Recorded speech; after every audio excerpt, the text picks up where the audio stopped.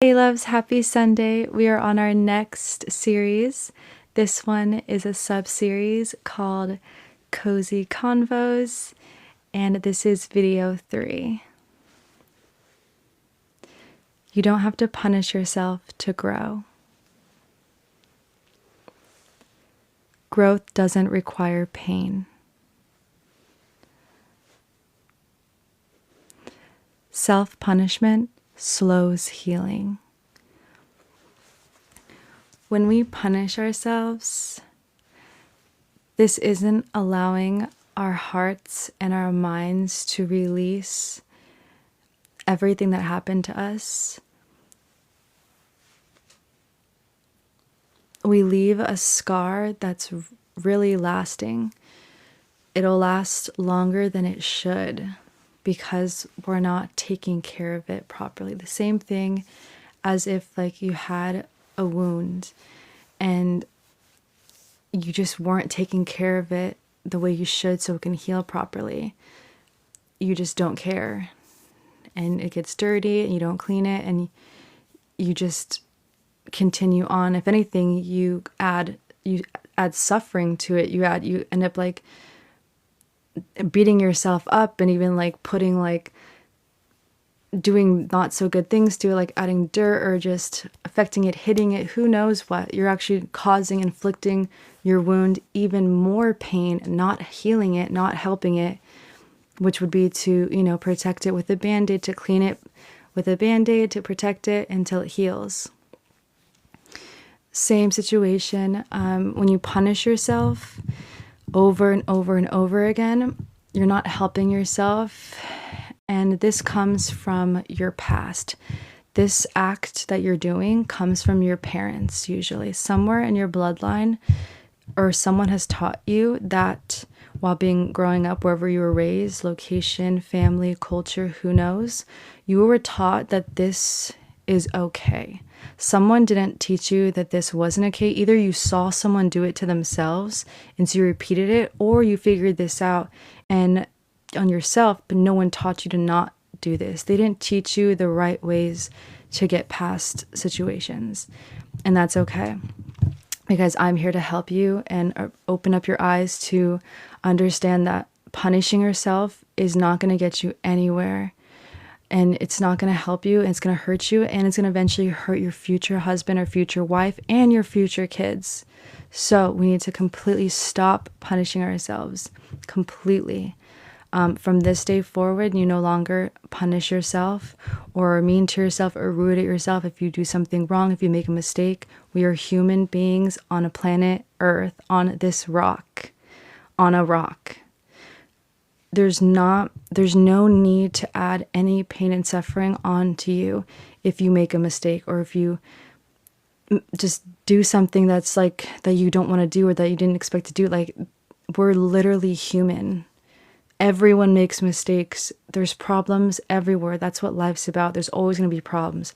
There's always going to be problems and there's always going to be solutions. That's what society is. That's what politics is.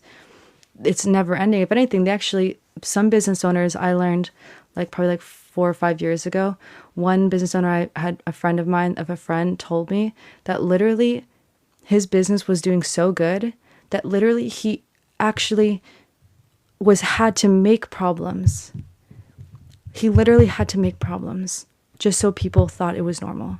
Because if not, then his business would collapse. Isn't that crazy? So your boss could possibly, depending what industry, I forgot what industry this was a long time ago, but he could actually be causing problems just so his workers can fix it and just to have a business going, or his business would fail. So really think about that. Whenever you think to punish yourself about anything mistake that you make or anything that happens in your life, we are meant to have mistakes and have problems. That's what makes life so meaningful and successful. Never talk badly, never hurt yourself in any way. Just learn and grow. And once you learn and grow it, you can then tell your future wife and your future kids one day, your future husband and your future kids one day. So there's no need to be all angry or any emotional about it. It's just you've actually leveled up because of the situation. You're actually better now because of it. and the people around you will be better as well for it. Number 2, kindness accelerates change. Gentleness works. So, being kind. I remember when I started to learn this one back when I was younger. Being a good person, it just allows you to open up doors and experiences that you've never even could imagine. Because kindness spreads. Not only does kindness spread, but also kindness is an energy that literally makes other people feel comfortable around you. And when you do that for people, you see sides of people that possibly no one else has seen, or only a select few people have seen, because that person trusts you, really, because you have shown that you're not going to hurt them and you're just going to actually add to someone's life. So if you live day to day all the time this way, you make a lot more people happy and smile. But also when you move through life this way, you get experiences that other people have never experienced or wouldn't, because they're not moving in the way that in this way. So this is a good point to touch on. Kindness accelerates change. The better of a person that you can be, the better your experiences on earth will be. And for that, you grow and level up, because life rewards you for being a good person. I know people have days, maybe bad days, or maybe they're something's happening in their life where it makes them think they need to lash out or react. I've lived with that. My genetic bloodline, my family, we're Latin, so it's in our culture to do that. I had to rewire my brain. So if you are in that experience or have culture that's different, or that like people kind of just like, they don't control their energy sometimes and just like speak and don't have filters. If you're around people like that, or you grew up in situations like that, just know that like you don't have to be the same as like who you grew up around. And you don't have to try to change them either, because some people don't want to be changed. So just focus on yourself and be a kind and good person. No matter what you've seen, no matter what you've been through, no matter who has hurt you. I've been hurt in so many ways in this world, from relationships to other things, but I never let that stop allowing me to be good and adding love and adding happiness to this world, even with all the pain and suffering I've been through back when I was younger, before I started to learn things and like evolve. If anything, it makes me go harder and be better, because I went through such trauma. It kind of like, it makes me, just want to like be the best, and like it gives me energy and power to be better, like, to keep leveling up. So that's how I think we should see it as well. And yeah, kindness does accelerate change. So we need to be a little more kind. Even when tough times are there, we can still be kind during tough times. Just because something's happening doesn't mean we need to not be kind, and now we can just start acting in all different ways. It doesn't really allow that. You're just like, oh, well, I'm going through this, so like, just give me a break. No, we don't use excuses to not be a good person. Oh, well, I'm doing this, so I'm just gonna no, we always be, no matter what, our character doesn't change. Who we are, the kindness of a human to another human doesn't change because you're going through this. Everyone's going through their own thing. Everyone's going through something. It's life. So we always just be kind, because that's all that we can be. We don't know if tomorrow is promised. So be a good person today and make someone smile, and they'll do the same for you. Your life is better when you make other people happy. Trust me. It's incredible. And you grow and you change. That's a really good point. Point number 3, you grow faster when you feel safe. Safety. faster. You grow faster. When you feel comfortable, your brain expands. Everything is actually more pleasurable when you're more comfortable. Even if you were, for example, the first thing that came to my mind, don't judge me. The first thing that came to my mind is like making love. When you feel more comfortable with the person next to you, everything is better. One person you're making love to, another person you're making love to. Why is this one better than this one? Maybe this one made you feel more comfortable. You got to know them better. You learned them. You trusted them. You start to like them a lot. You love them. Like, and then they allow you inside them, or you allowed them like inside, like vice versa. Like you have such a more bond, such a more intense, so that it'll be more passionate and realer and deeper. Whereas this person that you don't know, if you were to do it that way, you won't have the same amount. It's like your heart and soul isn't in it as much as you would be with this person. Of course, we're talking about something that just feels good in general, so both are going to feel good, right?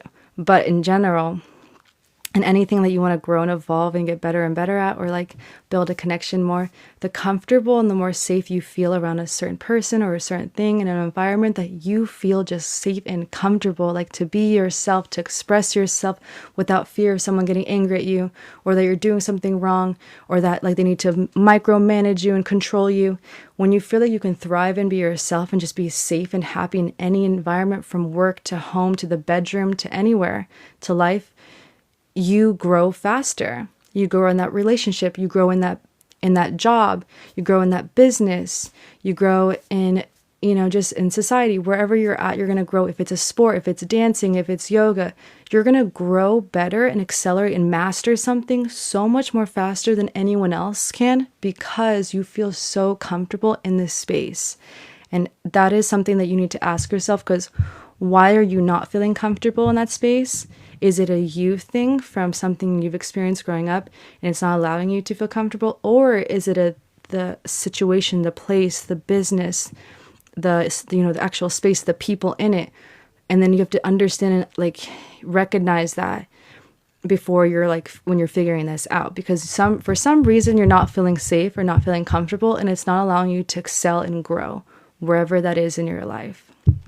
So if we're comfortable, we grow faster. That is the idea of this.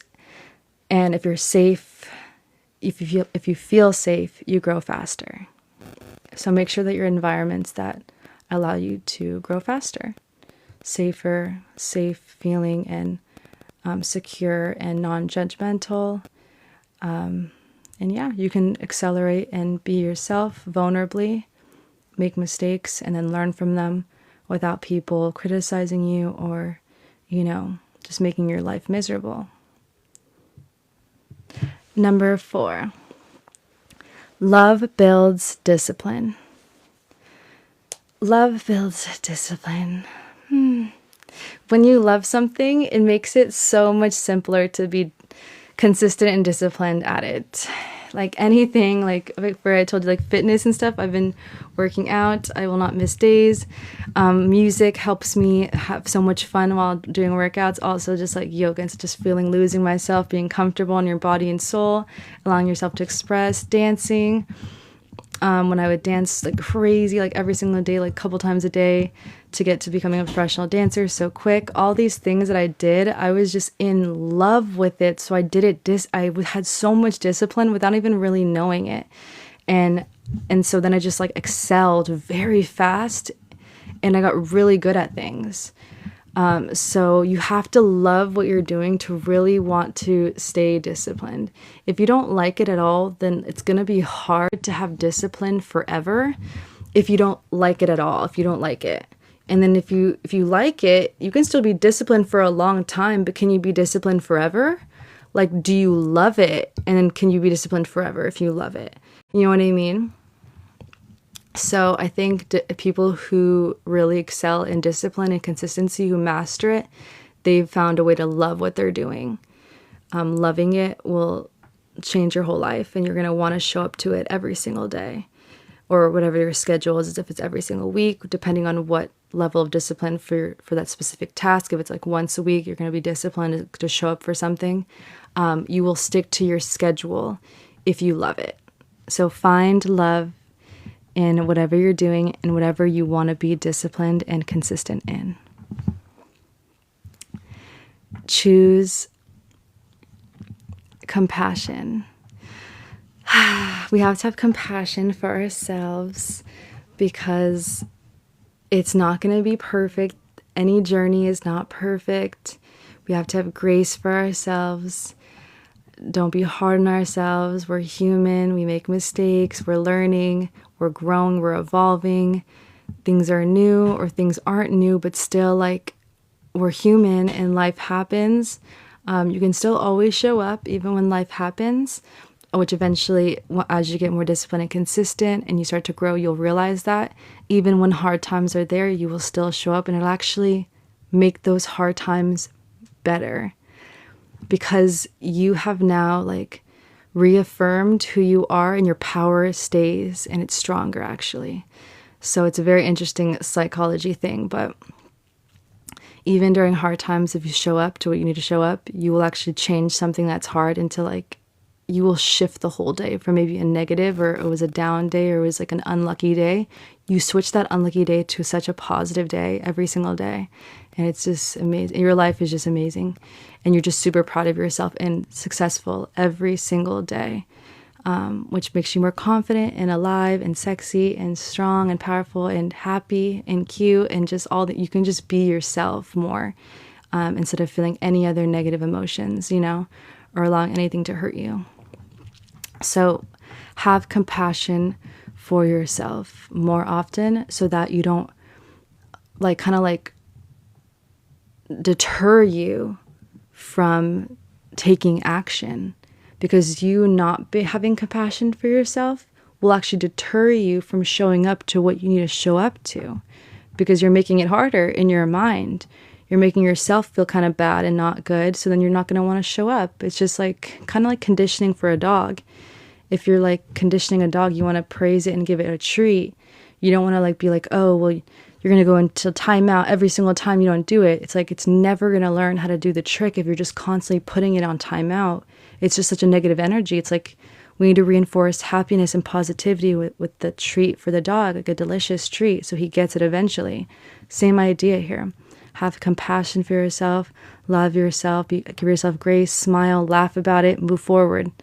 Next topic, next day. We learn from it, we grow. Here are some affirmations for you to use. I grow gently. Kindness supports me. I am safe to learn. Be gentle. This is video 3, week 3, Cozy Convos. I love you guys so much. I hope you guys enjoyed. This one was fun. I like this one. I love growth. I love talking about growth, but this is good because it talks about how punishing is not going to help reinforce you to grow. It's actually going to hurt you and have you stagnant. And I love this because I feel like sometimes the way we were raised, our parents actually might have raised us this way, and so then it like messes up our brains, and then sometimes we punish ourselves because our parents' tactic growing up and raising us was to like punish us. So it's almost like you're reliving and you're doing what your parents did to you, and you're doing it to yourself. And I don't think people even know about this, or they're not aware of it. So it's good that we're talking on this right now. And now we can all collectively, have more grace and more love to ourselves and talk nice to ourselves. Because I grew up that way too. My parents were very strict and physically strict in a lot of things. And so it was kind of scary growing up. But I'm obviously an adult now and I'm not scared anymore. But now just knowing how to it's always like learning, we grow. So we rewire our brains. So that's what I did. But of course, it's still something I'm always aware of how I was raised, and never allowing that to take over and to act in this way, but also to my future children one day to not act in those ways either, because I'm aware of what happened to me and I will not repeat the pattern. But for the same thing for ourselves, though, don't repeat the pattern to yourself. Don't treat yourself, in a bad way. Like, love yourself no matter what. We're learning, we're growing, and just have grace for yourselves and continue forward and don't give up. I love this one. Cozy Convos, video 3. Thank you guys so much for watching. Again, this is still me trying to figure this out live, but hopefully over time we'll figure it out and I can be better for you guys. I love you guys so much, and I'll see you in the next one. Wait, oh, hold on. Should we do the, I was going to turn it off, but like, should we do, what was the other thing on the list? Oh, the cards in here. Let's see. Oh, it was we could either do Q&A, and then I have To My Future Husband and Inside My Mind I can do off camera. We could do a Q&A. I feel like I did speak on a lot of things in depth, but it could be outside. It doesn't have to be on these topics. It could just be a Q&A in general, if anyone is interested in asking any questions. If not, then maybe I should take a little rest, get a little snack, and then I'm going to work on these 2 videos, or at least one of them right now.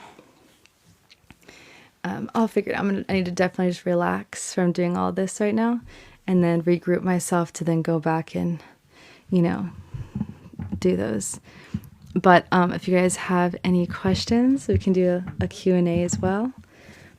I'm going to turn, hold on. Oh, I think my mom just got home actually, from work. My grandparents left, guys. It's really sad. They left this morning to Bolivia. It's horrible. Okay, loves, if we would like to do a Q&A, we can do that now. I'm going to turn the comments back on. You guys can ask any questions you'd like from any topic, and I'll do my best to answer it. And if not, we'll just call it. I'm going to upload the videos and rest, and then I'm going to do these other 2 videos and then edit and post either for today or tomorrow. We'll see. But yeah, let me know if you guys have any questions on any of this, or anything about me, or like life in general. Detaching from people and focusing on self-growth. Okay, so for me, some tips I can give for detaching from people and focusing on self-growth. When I first started doing this, so what kind of happened with me is I realized that people, okay, this is going to get deep.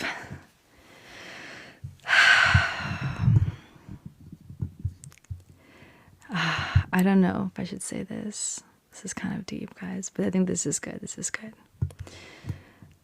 I don't know your situation, so I'm going to speak from my situation, okay? And you guys can either take it or leave it. I don't want to put anything out into this world that I can't really gauge your situation. I'm going to give you guys what I learned from my life, but that's only my life, okay? I just want to put like that disclaimer out before I say this, because I want to be real, but I also don't want to affect anyone's life if their life is not what my life was, okay? So I want to be, because this is, I didn't realize, I forgot that Q&As are very intense. It's kind of serious because it's someone like asking a question. I just want to make sure that like, it's not like general information. Like it's, you know what I mean? It's person to person. So I'm going to tell you like the real and honestly, but at the same time, again, please take with a grain of salt before affecting and changing anything in your life, because I don't know your life before I speak what I have learned, right? Okay, back to normal. So what I learned that transformed my life. Okay.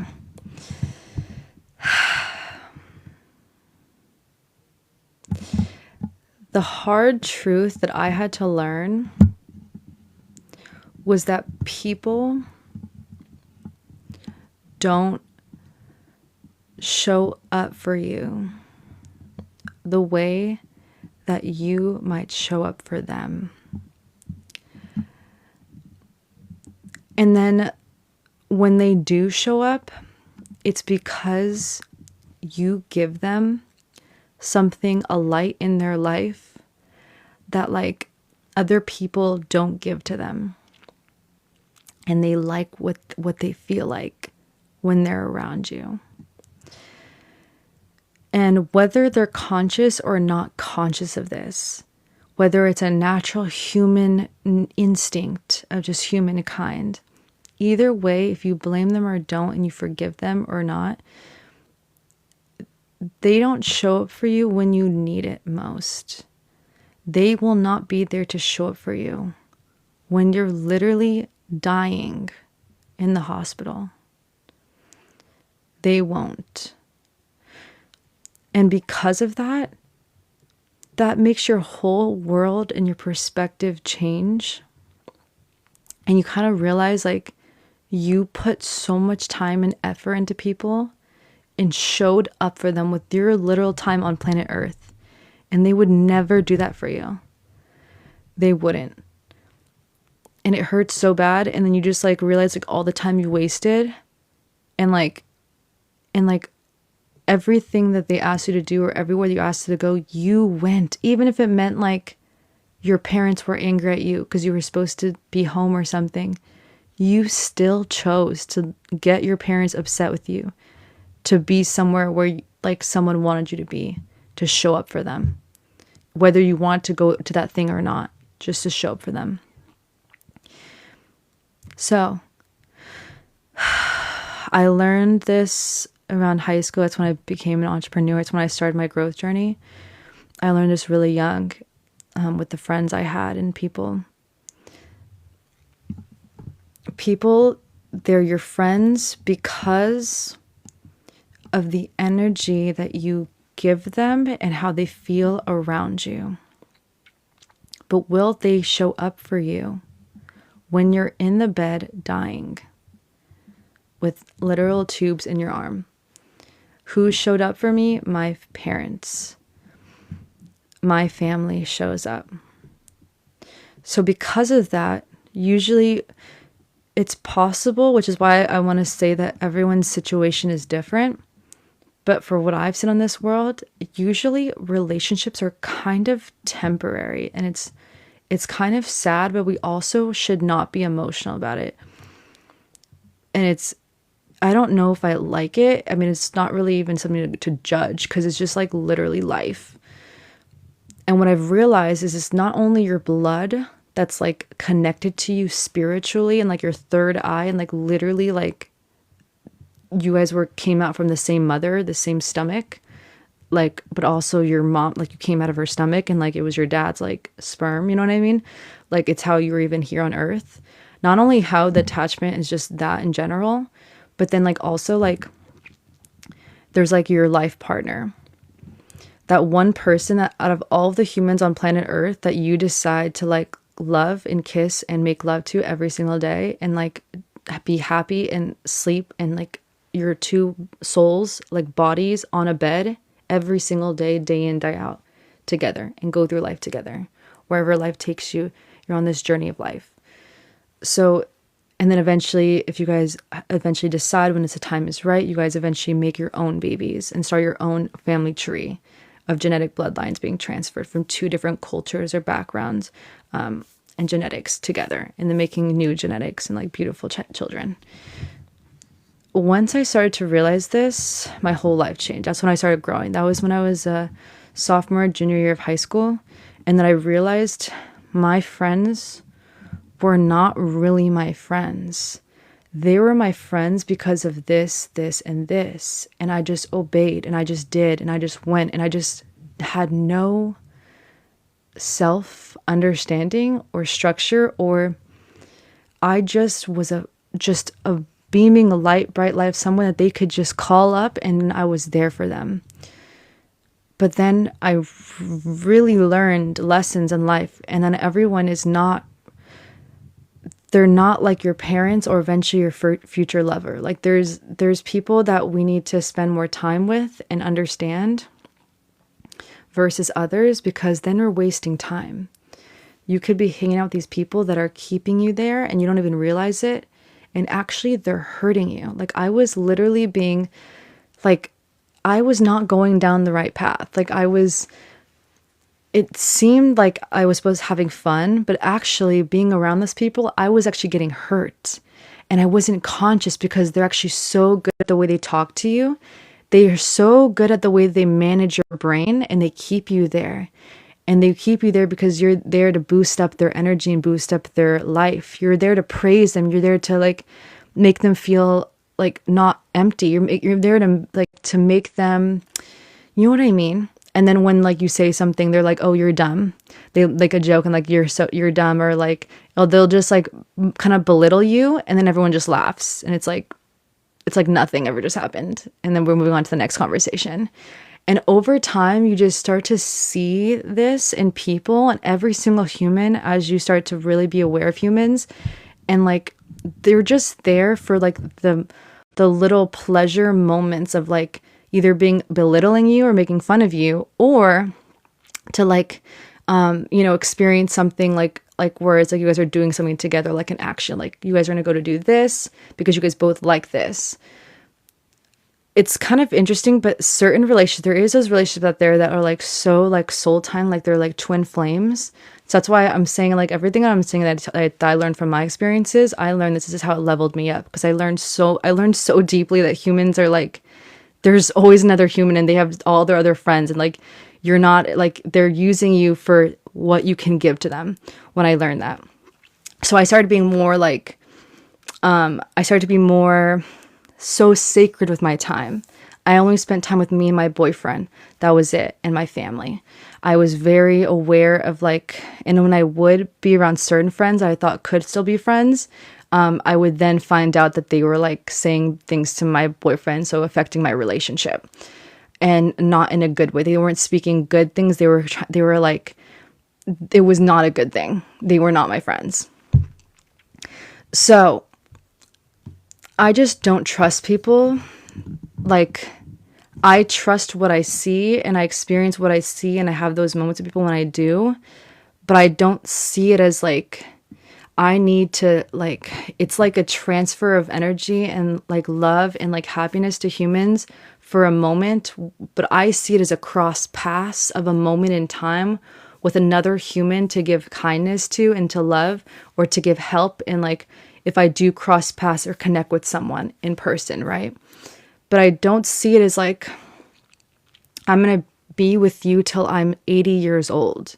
You know what I mean? Because of how much pain and suffering I've went through from friendships to also relationships, I've been really traumatized with it. And I've given my all to people when I was younger. Like, everything. I had bad relationships with my family. Like, I let them do things and like convince me to take my parents' car and things. Like, I just allowed people to just run my life and make me have to make bad decisions. And it was a people pleasing thing, and it was getting me nowhere in life, but literally downhill and eventually gonna die. Like, my sister told me as I got older, she said, I literally thought you were gonna die. Like, me and my mom and dad like thought like you were not gonna make it, and we kind of accepted it. And I was like, wait, what? Like, you guys accepted I was gonna die? Like, they were already accepting that my death. Isn't that crazy that your own family is like, they just like kind of gave up on you, and they're just like, she's gonna die soon, but like, we're gonna like, spend the time we can with her. Isn't that insane? That is what my sister told me when I got older. And I was already obviously healed from this. But that's how much my trajectory of like bad things after bad things after bad things. I was in the hospital. It was a lot of things. A lot of things. But I just was not around people that were helping me. They were actually hurting me. And I was like, we're having so much fun. But then as I'm older and wiser, we were not. I was suffering. I have so much trauma from my childhood. So much pain, and like waking up somewhere in my body and I'm hurt.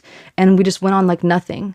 The amount of trauma I've endured, like, and people that hurt me and used me growing up, I probably blacked out on most of it, but like, I shouldn't be alive right now because of friends I had and experiences I had that they weren't there for me. They were just wanting me to tag along because whatever they were experiencing, they wanted to experience it. And I was just that good best friend or friend that was like, we're going to show up. You know what I mean? It's just crazy. And so, yeah, I really learned that people are mostly temporary. And it's rare, but sometimes you do come along someone you feel like maybe could be there, like eventually, like when you have babies. I had one girl, I felt like that in this last year, as like kind of 2 years ago, I think, when we first met, that I felt like I could actually have around my future children. But it didn't work out because I just feel like she wasn't in that same mindset as me, and she was very religious.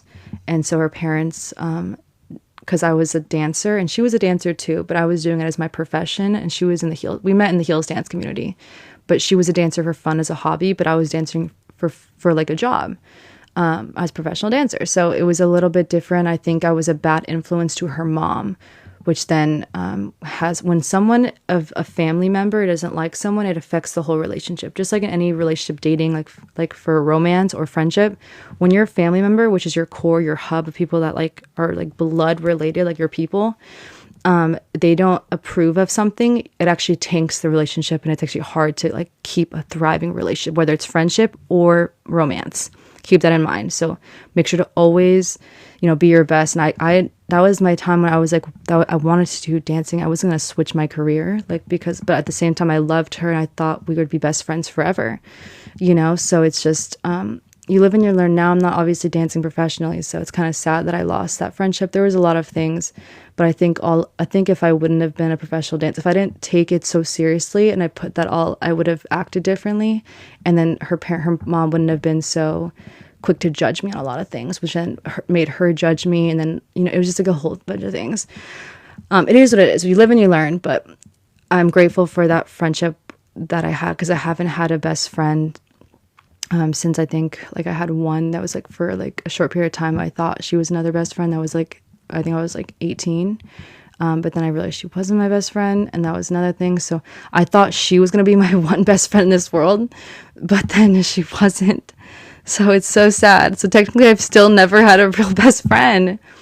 It's just like, for me, I would never judge her no matter what she did. She told me things she did, and it's like, whatever, like God would say that's bad, but like, I don't fucking care, because I love you as a person, and I fucking love everything about you. I love that, like, when you sing. I love when you like, we play music together and we vibe. Like, even to this day, it's still like, because I swear I thought I found like a true friend, but it's just, even if you can love someone so much and like not judge them, and just, they will still like, it's politics, it's religion, it's politics, it's just how life works. It's just sad, but it's meant to divide us, and it's meant for us to judge each other. So then it's just life. This is the world we live in, and it's intense. But this is why you have to see that this is what makes us focus more on ourselves and love ourselves and take care of ourselves and grind and just show for ourselves every single day, because we need to become the best version and just continue growing and just focusing and thrive, because all of what you're focusing on, your brain and your body and your soul, that you continue to grow, like your future husband is like going to be your one person in this world that's like, is your person, that's like your best friend and your lover and the father of your children, like that gives you like the family of your dreams. Like same with the woman, she's going to be that one person that's your best friend and your lover, and you don't need to have a best friend. You won't need to have another single person in this world that's another best friend, because your person is your best friend and your lover. It's just life. So I don't use people, so it's just lonely. I don't use people. I used to do that. I used to do the temporary like love, where you just like, it's not, and then you try to do a temporary love, and then it ends up becoming a relationship. And then you end up hurting the person because like you knew you weren't a match. And it's just like, I did that. And it was hell. It was back in high school. And I told myself I'll never do it again. And I've been single for 5 years ever since. Horrible. I'd rather be alone than I would rather be alone than to fake anything, honestly. And it's sad, but it's just like, I'd rather focus in on me and my health and my and growing myself up, so that like I can find my person. I can find people who understand me, who are more intentional, who are more real and don't fake things and don't just, you know what I mean? So I just won't show up. I just won't like put my energy unless it's like, like it's actually like, you know, like family and like certain things. Eventually, hopefully, a man I would show up for. Right now, I don't have like any close. I thought that that woman was my person. She was the one that I would leave my work for and like waste time with. Like easily, I would waste time for her. Like I would drop all my things I got to do, and like set me back. Of course, I would still be disciplined on my fitness and things like that. That stuff never changes. But like I would drop anything else just to like hang out with her. But we're no longer friends. So it is what it is. But yeah, that's, if I can help you with that question, is really just like people all are just trying to have your attention, and they want to get what you give to them, because you give them something so powerful when you're together, and they want more of it. And like you have to realize your worth and your value and how much you can't put your energy to everyone. You can't just like have your soul up and just like, I'm gonna go here, then I'm gonna go here, then. I used to do that so much in high school. I was just like, someone said somewhere, I was going like a fucking dog. Literally, that's how I was in high school. It's super pathetic. And it got me into so much trouble. It got me into so many bad situations that were super traumatic at such a young age. Super traumatic.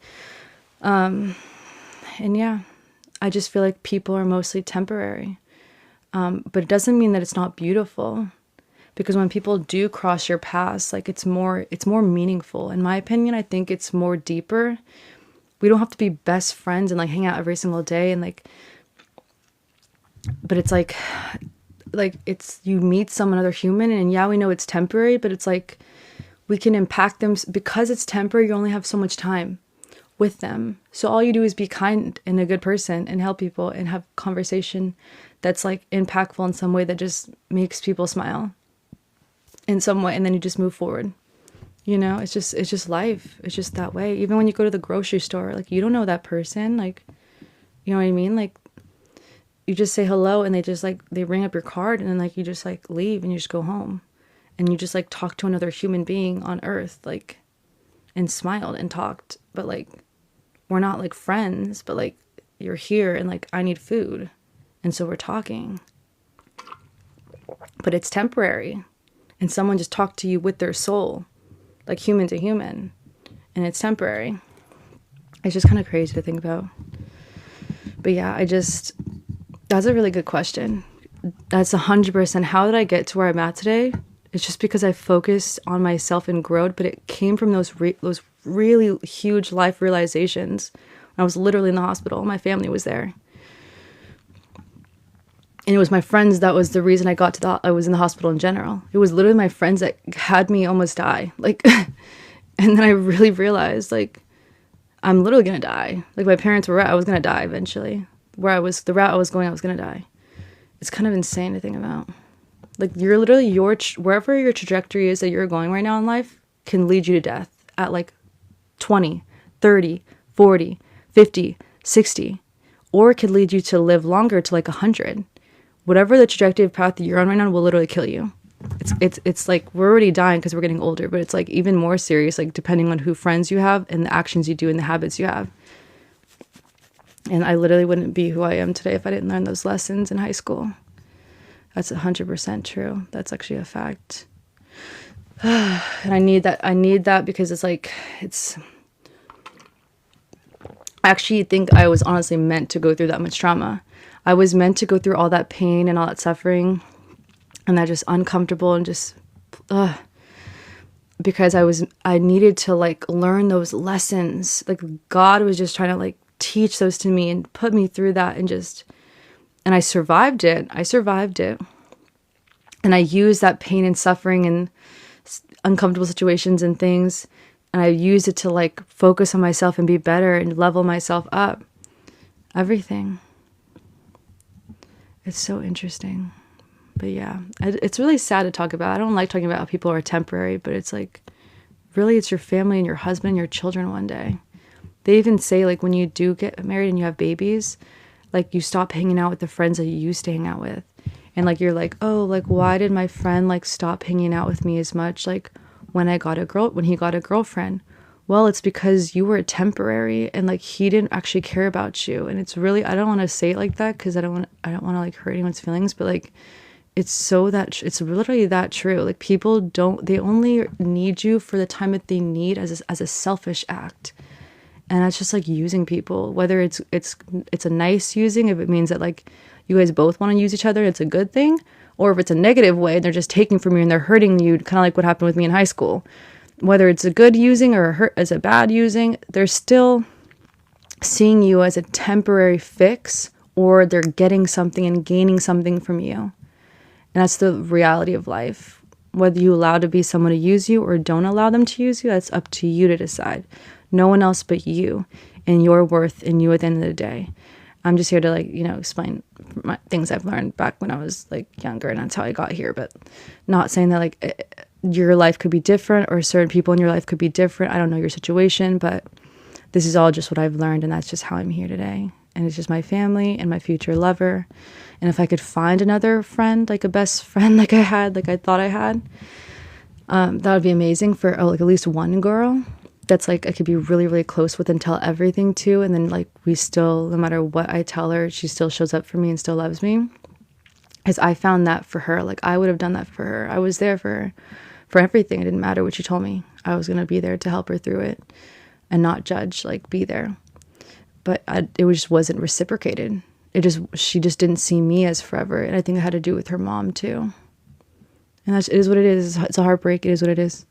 We just continue moving forward in life, and then eventually, hopefully we do find it, or I never find it, and fuck that. I'm trying to find a lover. Like, I'm just trying to become best friends with my lover, and I don't need to have like two best friends.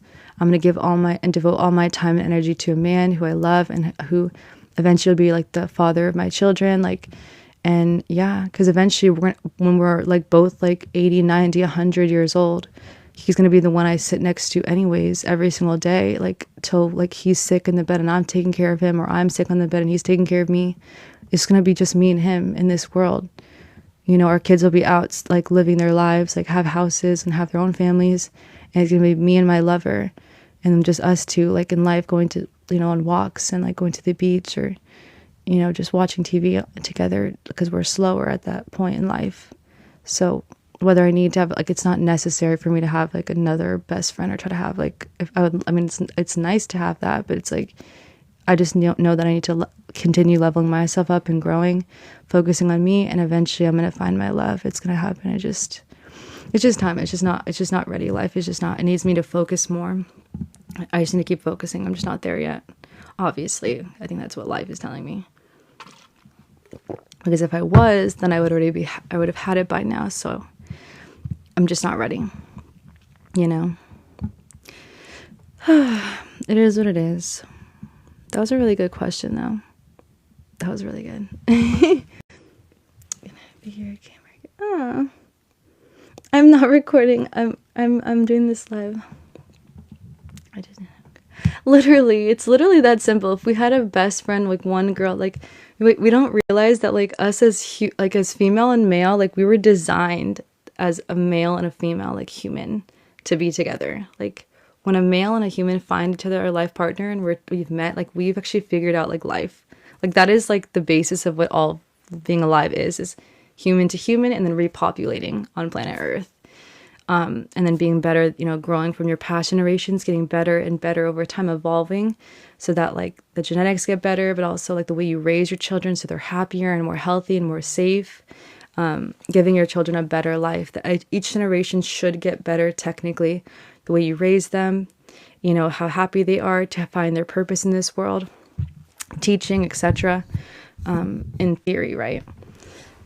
So yeah, it's really that simple. It's like literally we all just have one other human in this world, which is our opposite sex. Or I mean, if it's not the opposite sex, people like other genders. But for now, right now I'm just talking like off what I'm saying right now. But really it's just that once you find that life partner, it's like that's your best friend. You can tell everything and anything to, and you can trust them and make love and like love each other romantically. So it makes it more fun and pleasurable, and eventually have babies. So that should be our ultimate goal. And anything besides that, just know that it's temporary. So because you understand, like, not being emotional, not being not being like childish about it, being mature about it, and just understanding that relationships are kind of temporary and eventually you're going to die, like with your lover when you're like 80 and 90 in the bed, and like be there wherever you guys are at together. Just think of like the future, far future. So understand that if it's not that, if you're not there yet, like everything right now is temporary.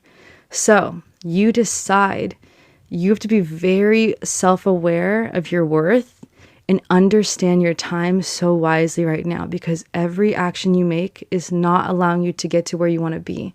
So if it's worth it, then maybe go. And that's really rare for me to say, because I usually just say don't go. But at the same time, sometimes I feel like we are still young. Like, I'm in my 20s. So if you feel like sometimes that maybe you should go, it's really rare for me. Like, it's like almost never. It's like literally almost never. I've almost got it down to a science. I'm pretty good with it. Pretty much like never. But if you feel like something in your soul's like, I need to go out because like there's something that like it's calling you. Like, just understand when you do go and do something that it's temporary. So be so aware of that, because you're putting your energy and focus on something that is temporary, which means it's technically wasting your time when you could be leveling up yourself and getting better. You're not focused on that. You're focused on temporary, a fix of either a niceness, a dopamine hit. Who knows? Someone like something. If that person is worth it, then go for sure. If that person is so worth it, like I'm telling you, like your life, like just feels like you could probably live the rest of your life with them, like even the same gender, like your whole life, like you could literally see them, like if it was was like a friend, like a guy to a guy, you could see him like almost as your uncle, as an uncle to your son or your daughter one day, like, and he's just like bro, like a friend, but you trust him like with your daughter alone, like literally your daughter alone at any age. Like you could trust him to go take her out to dinner or breakfast or lunch. And that man, you trust him. Like he wouldn't, in your daughter's hand, your daughter, like he wouldn't do anything to her soul. Could be a good guy friend for you that eventually is like an uncle to your daughter and your son one day. You see what I'm saying? If you can trust that man with that, then that says a lot. That means you really like this person and he could be a good friend long term. If he also sees that in return, because you could see that for him, but then he doesn't see that for you and he sees you as temporary. So it's kind of, and you kind of will never know. And that is why I don't even do it, because you actually could never know. Even when you're so close of a match, everything, like you're like, oh my God, we're the same person. Even those people still change up on you. And that's what's so fucking crazy about humans, which is why I just focus on myself and stay home all the time. Like, it's just I'd rather level myself up and just, like we talked about, growth. This is growth group. This is our community. I'm like so stern on this and try to helping you guys, because I'm just trying to show you, like, your life is just so happy when you're just taking care of yourself and leveling up.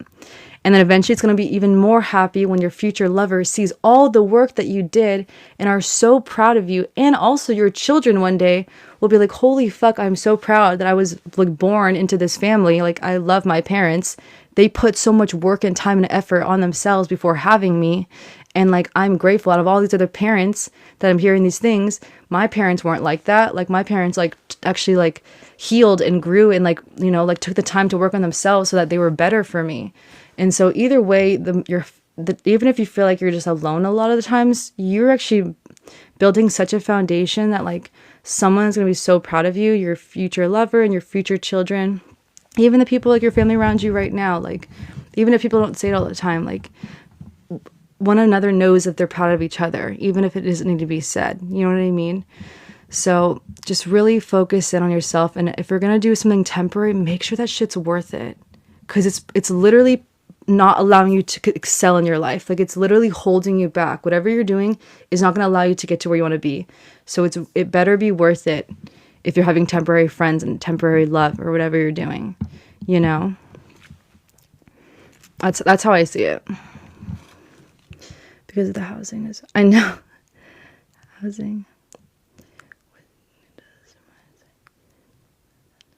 I know. You don't have that, like, really puts an output. Oh, you're talking about like 9-to-5 jobs? I did those in high school.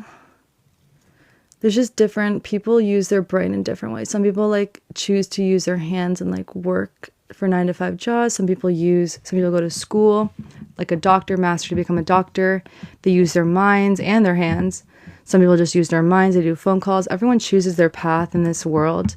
But if you're talking about like what you do for a living, everyone chooses different paths and different experiences. I choose to level up in certain different ways I like to do things that like make me happier, and I learn things and I grow smarter. And I like to do things that make me healthier, eat like yoga, fitness, where I feel sexier and I feel stronger, but I also look stronger.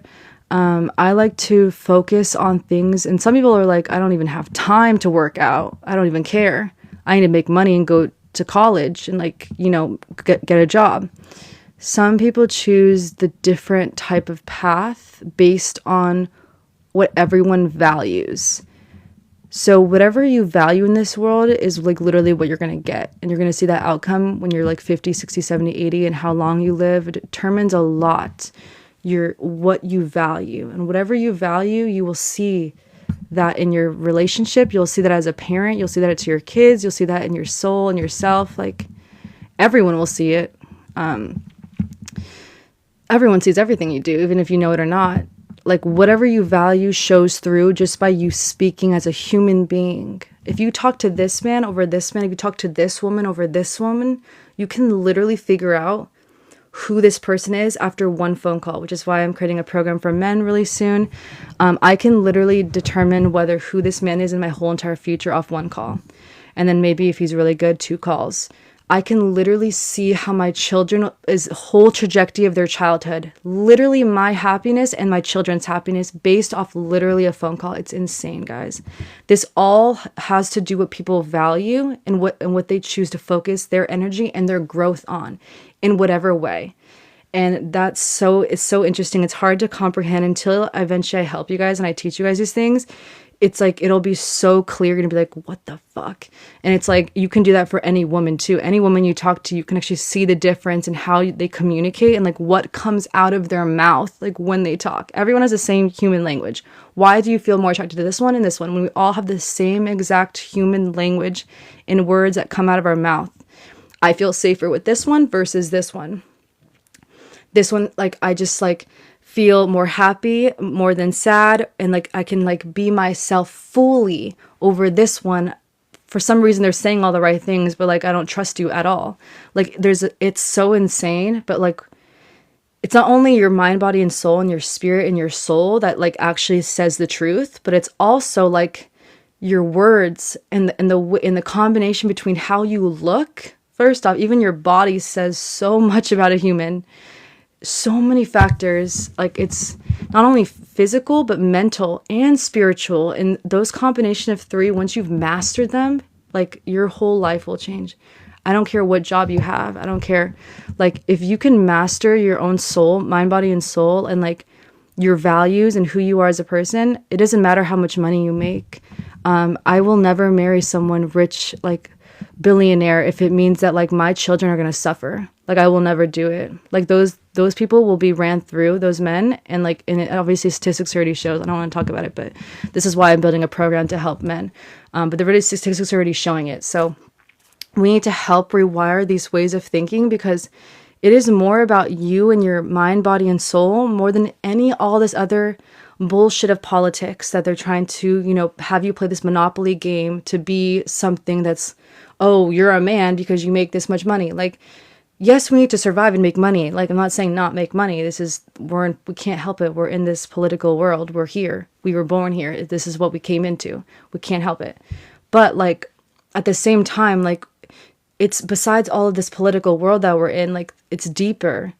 In order to really find a lasting partner that's your best friend and the person you're gonna have babies with, and not only have it, but like keep it, because the divorce rates, you need to literally master your mind, body, and soul. And that's what I'm gonna help men and teach you guys to like rewire that shit, because there's so many like people that are teaching not only your own parents that haven't taught you, but just in general, like in society and just things around us, like they're keeping you like focused on that tension of things that don't really matter, again, that are temporary, that aren't helping you. It's not where you want to be one day. So why are you wasting time? Focus on yourself, love yourself, take care of yourself. Like everything will literally make so much sense and just be so much easier. Like when we start to do this, like it's literally that simple. Once you start to master yourself and love yourself and take care of yourself consistently and like level up, like everything will level up. Even your access to certain people level up. A lot of things level up.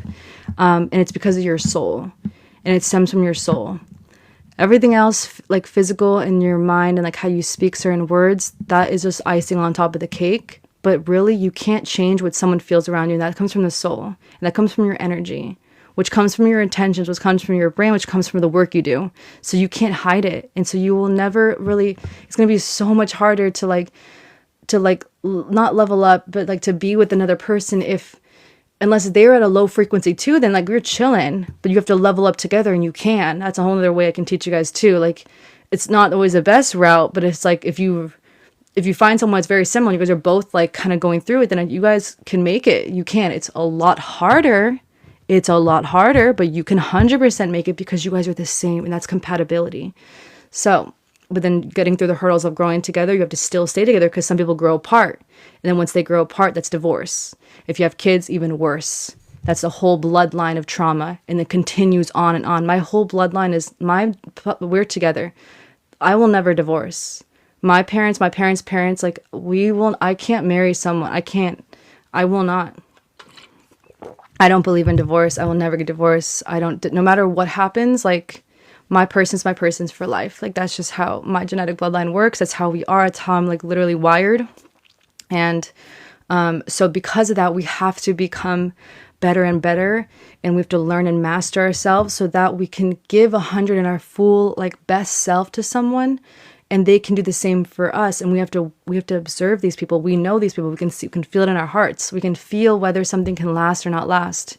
Even if you think, oh my God, they're amazing. Like they're just like, all these things, the surface level shit. Like, you know, in your core, like you're not going to make it. Some people will still get married. That they're just going to take the risk. Like it's where I'm going to make it work. Most women, I feel like they low key know when they're saying yes to when a guy is on his knee, like they low key know, but they're like, oh, well, he has all of this. So like, I'm going to like, at least like, they don't want to wait no longer. And it's not a good thing. And it's not a good, and some of them are really like, he's the one. Even with all these things, they still feel like I'm going to make it. And then the statistics are showing that even when they think it's so right, like they literally like divorce, and they're like, I never saw it coming. I swear to God, I was going to marry this guy forever. Like they truly believe that, and they still divorce the guy. Like it's so sad. And it's so sad. And it's just because they don't know the fundamentals of this stuff, which eventually I'll teach you guys, but it's like they haven't, which eventually I'm going to have a women's course as well, because women need to know this even more. But if I teach the men first, you guys won't even get down on the knee for those type of women, because they don't know, because they're just not there yet. But eventually we have to start with the men first. They don't get down on the knee, and then eventually I'm gonna have a women's course. We can help women understand these things too. It's very deep, but we just have to be self-aware, and we need to level up, and we need to grow, and we need to be consistent and disciplined and continue.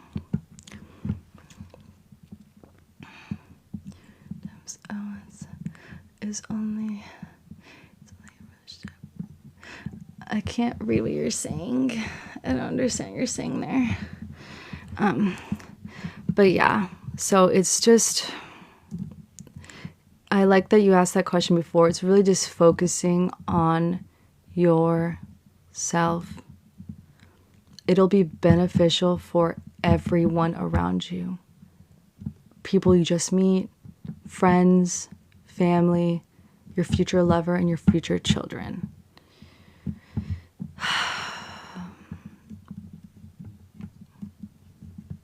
And also, what are your morals and your values? What do you value out of this world? Out of all the things you can value, what are your values? That says a lot about your day-to-day and what you like love to do.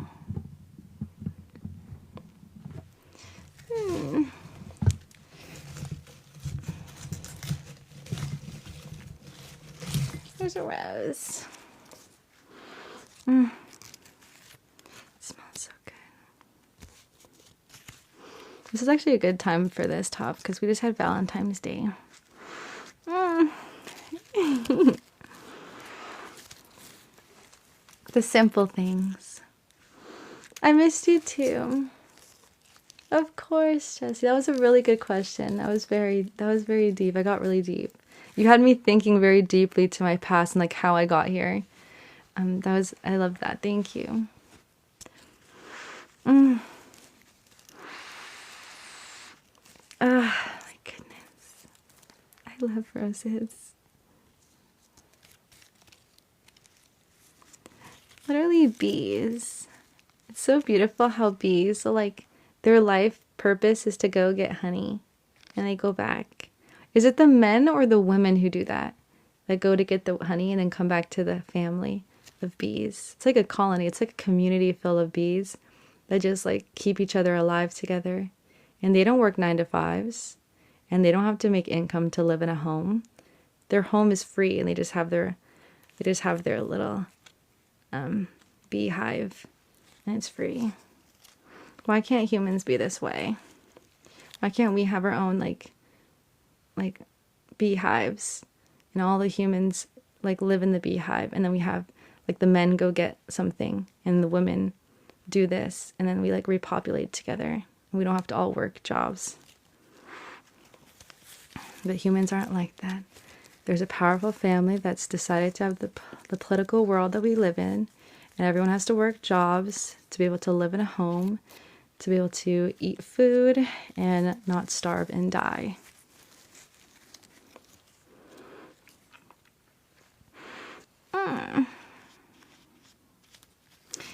It's so cute. I love the rose. There's so many different layers in a rose. There's so many layers. It's so intricate. I know, literally. It's just politics. Everything politics. I know, and religious, literally political and religious. It's what our country was founded on. It's what the land was founded on.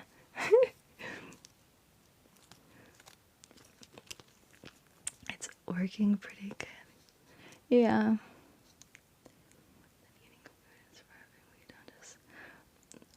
Exactly. Yes, Adam. Yes, exactly. There's more to life than just yes. 100%. I agree. It used to live that way. True, true. Needs to change. The land was there before. The land was there before.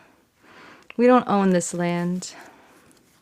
It's really owned by the small family that's the most powerful. Maybe it's not small, who knows? Everyone says it's a small family. Who knows? Maybe it's a big family of power that owns it all. But we don't really own it. They could take it at any moment if they want. Because they're aware, they listen to us. They know everyone's situation. They can end a business like that. They can end a person like that if they wanted to. And then when you die, you don't take the house with you. And usually the bank tries to take it, and it doesn't even. Sometimes like your family can't continue paying it, so then it ends up going back to the people who run the world. But yeah, we don't really own the land. We're just like renting the land, and we're living on it, and then we have to go buy food, and like we're just we have to like work to like have what we have as we're alive on Earth, and then we die, and then everything is now for someone else. Someone else will live in that house. Someone else will like. Everything is just kind of like being used temporarily, as we're on Earth.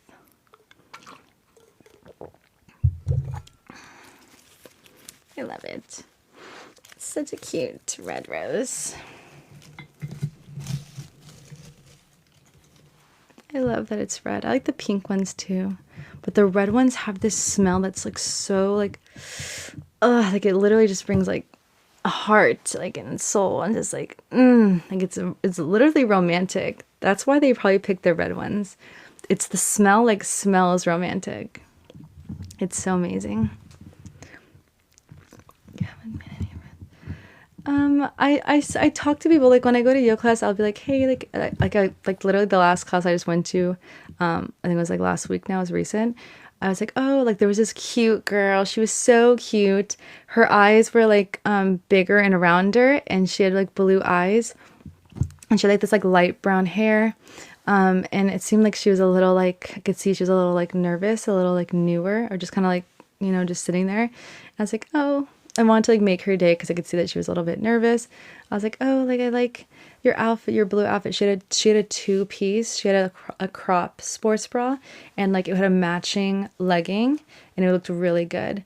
That's something like I like when people also match. I don't always match. Sometimes I do like one color bra and then I do a different one. But sometimes when I do have those days, I wear like a pink sports bra and like pink leggings. I just feel like so like hot. It's like very powerful to have sets sometimes. So I saw her, I was like, ooh, it was a very cute like blue set.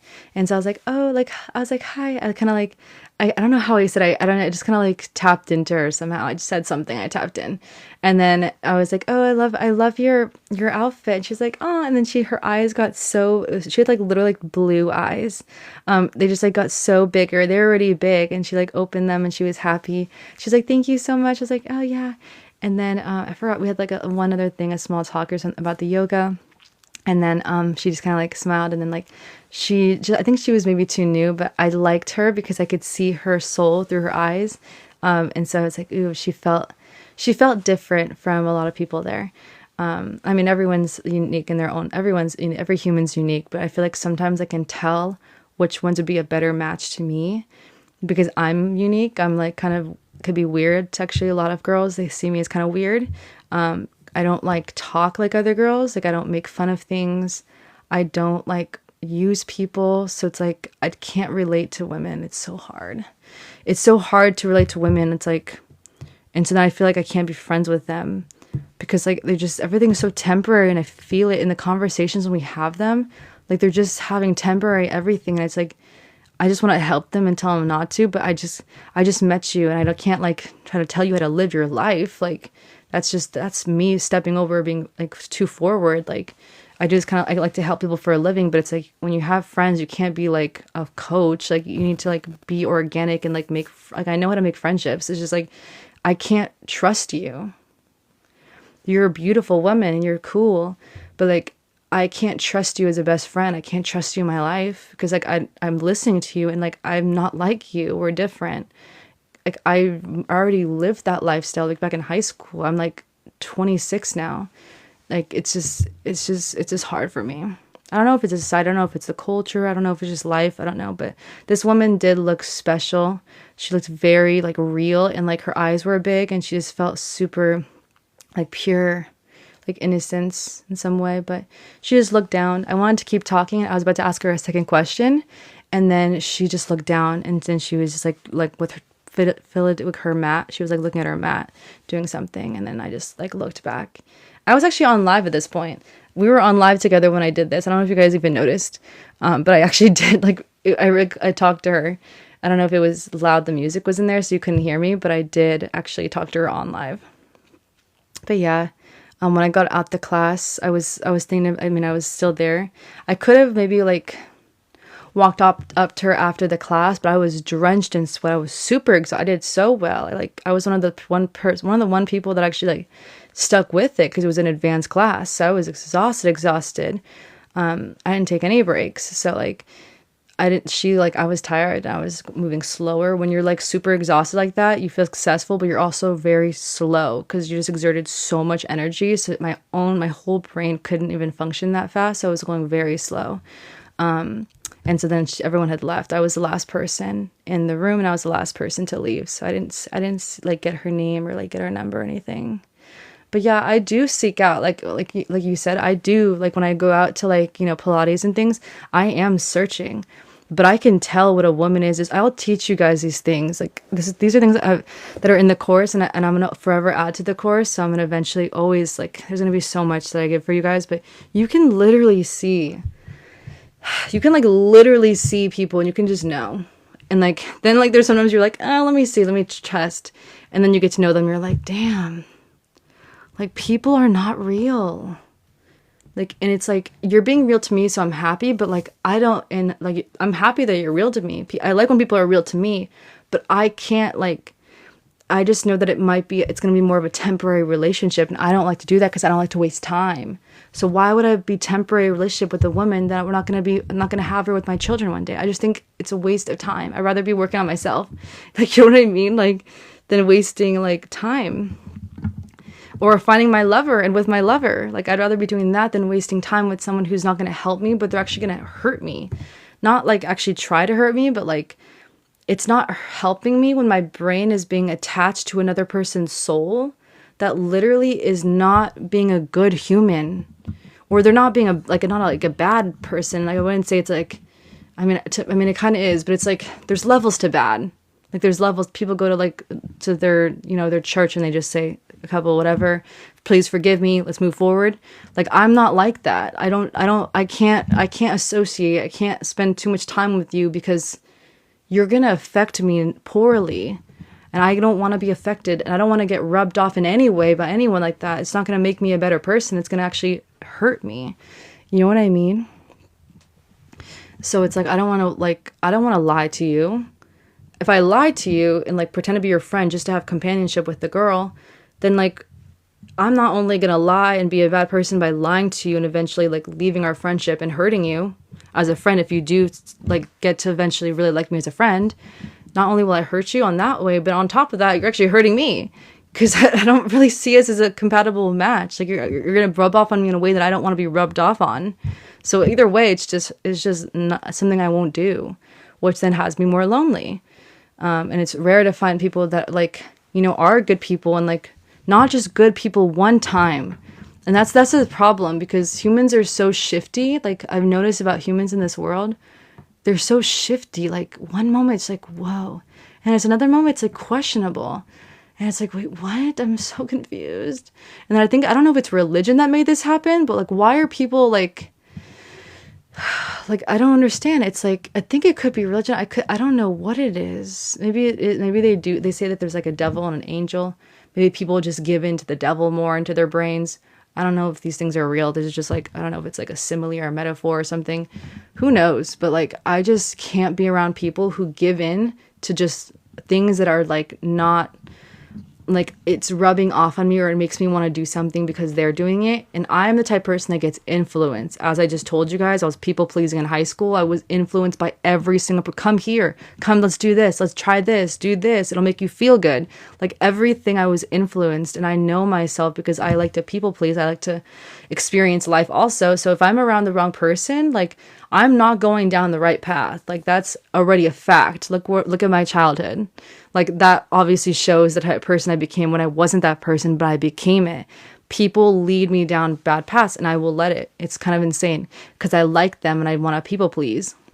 So if I avoid myself from those people, then I'm just myself, and I don't need to try to please. I don't need to like go down any path. I'm just on the path that I want to be on, and the trajectory that I want to go on. It's I'm in control at that point. And so it's why it's been like hard to find that friendship too. But so yeah, we'll see. I'm still looking. I look around for men. I look around for women all the time, but I can feel it. You can see it. I can feel it. And I just need to know, like, life will just allow things to happen when it's right, but I just won't fake shit. Like, I'm just not going to do that. And then sometimes I think, like, if I was normal like other people, and like, then maybe like I would be further when it comes to like, maybe I'd find love by now. Because sometimes people, they say that they're temporary and like they're not your person, but you still go out with them. So it's kind of like fake, but you're like at the same time, you just have fun and pass time together, right?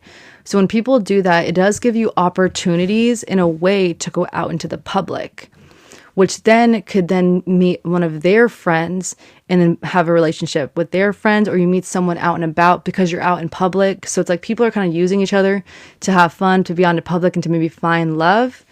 So it's like, even if their relationship might be temporary, like, and they're not going to be there when they die one day, but it's like, what it could be doing is helping them get into experiences that could lead them to finding love or lead them to other places. You know what I mean?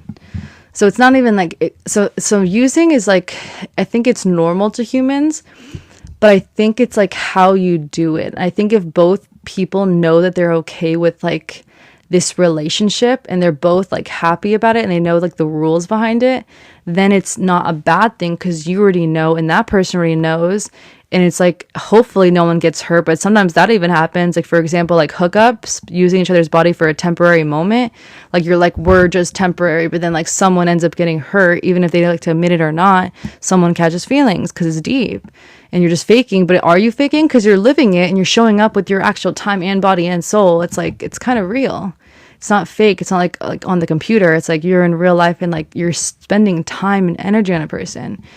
Same thing. So it's like, it's with temporary anything, like making love or like friendships, it's still like gonna hurt. And it's like, are you willing to allow it to hurt? I haven't had enough pain in my childhood. I'm just not trying to get hurt anymore in any way.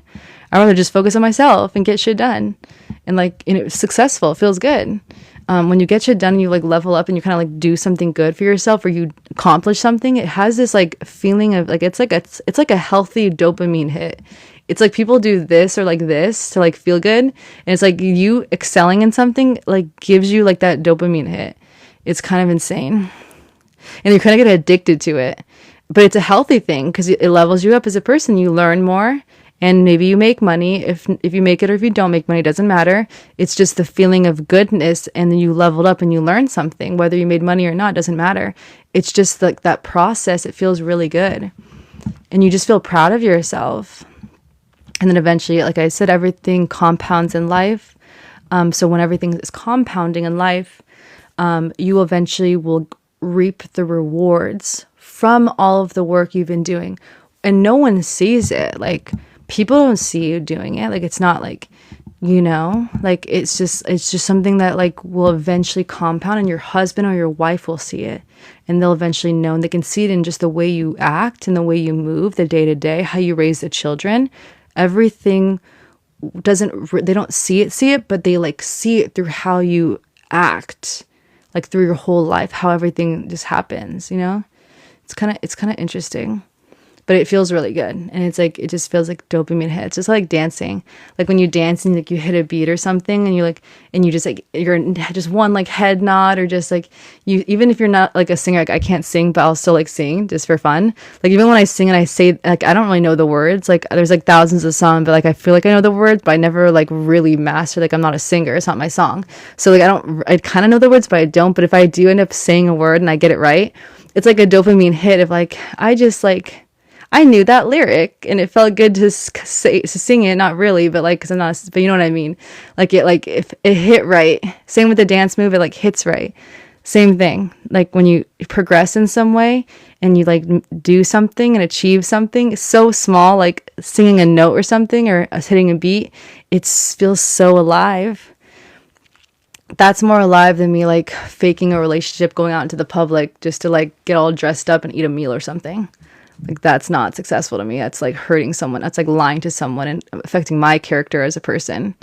And like, of course I like to eat food and go out, but it's like, it's not, what the cost of doing that is not worth it to me, unless that person is someone that I actually like feel like we could like someone that's like, we told you about it, like actually is worth your time. Like the person that you're going out to on a date or something, like if they can even get to the first date, that person like has leveled up to whatever level you're at, like on the same frequency. Dude, it doesn't matter what the levels are all subjective. It doesn't, like someone could be up here and like a billionaire and be like, I'm I'm the most richest man in the world, so I'm better than you. And then someone down here is like, I'm not the richest, but like I have like, my body is like perfect. I work out consistently. What goes to say that this person's better than this person? It's all subjective. So what I'm trying to say is like, wherever you feel like, when I'm teaching you guys about level up, this is growth group, this is our community, I'm not teaching you guys specific things. Like it's not about that. It's just leveling you guys up in general, whatever you want to do in this world. Of course, you guys know my values. Obviously we work out consistently, healthy, you know, take care, like cleaning things up, you know, organize. Like you guys are kind of see my values already, like not, you know, like I want love, but I'm patient, like things like that. And like friendships, you guys can kind of see who I am as a person. This is just values and stuff. Everyone has a different path and a different, what they think is valuable. So whatever your leveling up looks like, what is that love, is that maybe having a nice body, like having the body of your dreams, that like you can just look at yourself in the mirror and like you don't have to even wear clothes, you can just wear like, and you doesn't even matter what you wear because you know what you look like when you're naked at the end of the day, and you just look at yourself in the mirror like an art piece. If that's a goal of yours, then that's like very attainable for every single human on earth. It literally just depends if you value that, if it's like something you want, and it's like, you know, it's like it's part of your values. Like if you value health, if you value taking care of your body and your, you know what I mean? But if you don't value that at all, then you'll just be like that millionaire, billionaire, and says like, I'm the best one in the world. Like I make the most money than everyone here. I have the most power. Then you value something different, right? Whether someone thinks that's good or not, like, is all really subjective. But at the same time, there are statistics that show that other people might be more happier than others or more confident than others because they choose different values. So then you're like, which values should I have that make me more happier, more confident, maybe have better sex? Like what value should I attain that will make my life level up and have more amazing outcomes or experiences because I chose those values? And that's like something for you to decide why you would want this value in the first place. Like, is it worth it to have this value? Like, what kind of a person do I become when I get this value? You know what I mean? So it's kind of interesting to think about, but we're here in this community as like growth group, just to like level up in general. And I just give you guys points and stuff to touch on to help you in whatever goal that you are trying to achieve. Like it's a mindset, it's a structure, it's a discipline to be able to get there. If that's fitness, if that's health, if that's your job, if it's a business, if it's, I don't know, whatever content, dancing, fitness, is all of it. Like it's really just me giving you guys the foundation in this community. Like we're a community that stays together and has that mindset. When you lock in or watch a video or something, it just keeps you locked into growing. That's literally the name, growth group. So we're just, whatever that is, if it's friendships, relationships, making love, like money, like content creation, fitness, yoga, becoming more peaceful and zen, relaxation, taking breaks, like just being more organized, whatever. Like it's just leveling up in general. It's just growth. And we're constantly learning as humans. And then I just want to like make sure I'm always there to remind you guys to continue learning every single week. And because sometimes if we still have those friends or things and situations or bad influences around us that we can't get out of this for a reason, it's like something's holding you back and you can't move forward because if something is keeping you like either on a spell or like they're locking you in, or you're literally don't have the resources right now to get out wherever you're at right now, like mentally, spiritually, or financially, who knows? Like wherever you're at and you just can't get out of this, like this is where you can come here, and then we're going to help each other continue leveling up and reminding each other to stay consistent and disciplined. Because then it's like that's the only place that you have is really this home here that's not going to like have you going in the wrong direction or becoming a person that you don't want to become. Because remember, whoever you surround yourself with, you become. So again, with a friend situation, just because you're happy like to get a dopamine hit or something with someone to go do something, is this good for you? Like, is this person really good for you? Like, are you leveling up? Are you getting closer to your future husband or your future wife? By being around this person? And like, would you have this person to like take care of your daughter and your son when you're around and no one's around? Like, can they take care of your like future children and like they're trustworthy? Like nothing will happen, and everything, they're safe in their arms. Like they'll protect them with their lives. You know what I mean? That's the type of friendships that I'm trying to like cultivate and have. It's just people like, I don't know. I think it's human nature at this point. That's why we have to rewire our brains. I think it comes from our parents' parents and our parents' parents. I think it's a bloodline thing. And as humans start evolving and getting better and better as we like have children and stuff, everything starts to get better and better. And I think the way we raise the children gets better, so the way they act in the future gets better. Their morals and their values, like I think it's more than we can even comprehend. Like I think it's like our parents and like it's the elders, and we just have to like do the unwiring, you know, because we once were like cave people, and like, you know, we didn't have this life. We were different humans, and now we are like one of the most ultimate, like strongest, most powerful, like humans on Earth, like we're the peak of evolution. We were the top of the top, and soon we're gonna have robots, and we're gonna be even more the top of humans. So we're just like, we're killing it as a species. But as other things like hurting each other and like like wars and shit, we're not doing so good in certain aspects. But what we can control is like, as a human race, we can control like our people around us, like being real and like picking people that are taking care of, loving us, having good values and morals and values, being a kind person. Being a kind person, being loving to people, for the people that are around us. I mean, there's a whole bunch of shit going on besides all that, you know what I mean? So it's very interesting. My laptop just turned on. It wants me to slide it. Did you hear it when like beep? It's telling me, oh, it turned on and then it just went black. And there was an arrow that was shooting, and it was like, it almost was saying like swipe. It's a new thing. I haven't used it, but I've been using it for productivity. I kind of like it. I think I need a bigger case though. Like there's a professional case that makes you feel like more professional and has grip. This is kind of thin, so I don't like to hold it. I feel like it's going to fall. I'm going to break it. So that's why I put it up on a stand. But it's cute. It's like simple and like minimalistic aesthetic. We don't know. I know, literally. My little philosophy. I didn't take philosophy. I'm just things are just coming from my head. Disclaimer, I don't know about philosophy. I did not take that class. But I do know from my experiences, from things I've lived, and like how I think of things from my experiences in this world. So obviously it's like, it's just life. I think we all know these things.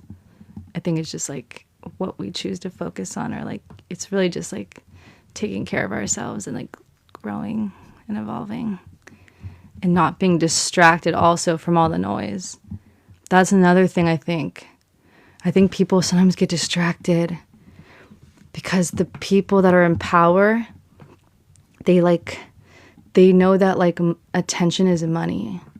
And because attention is money, they just need to make sure it's very compelling for more people to like get locked in and like focus on the drama that's happening.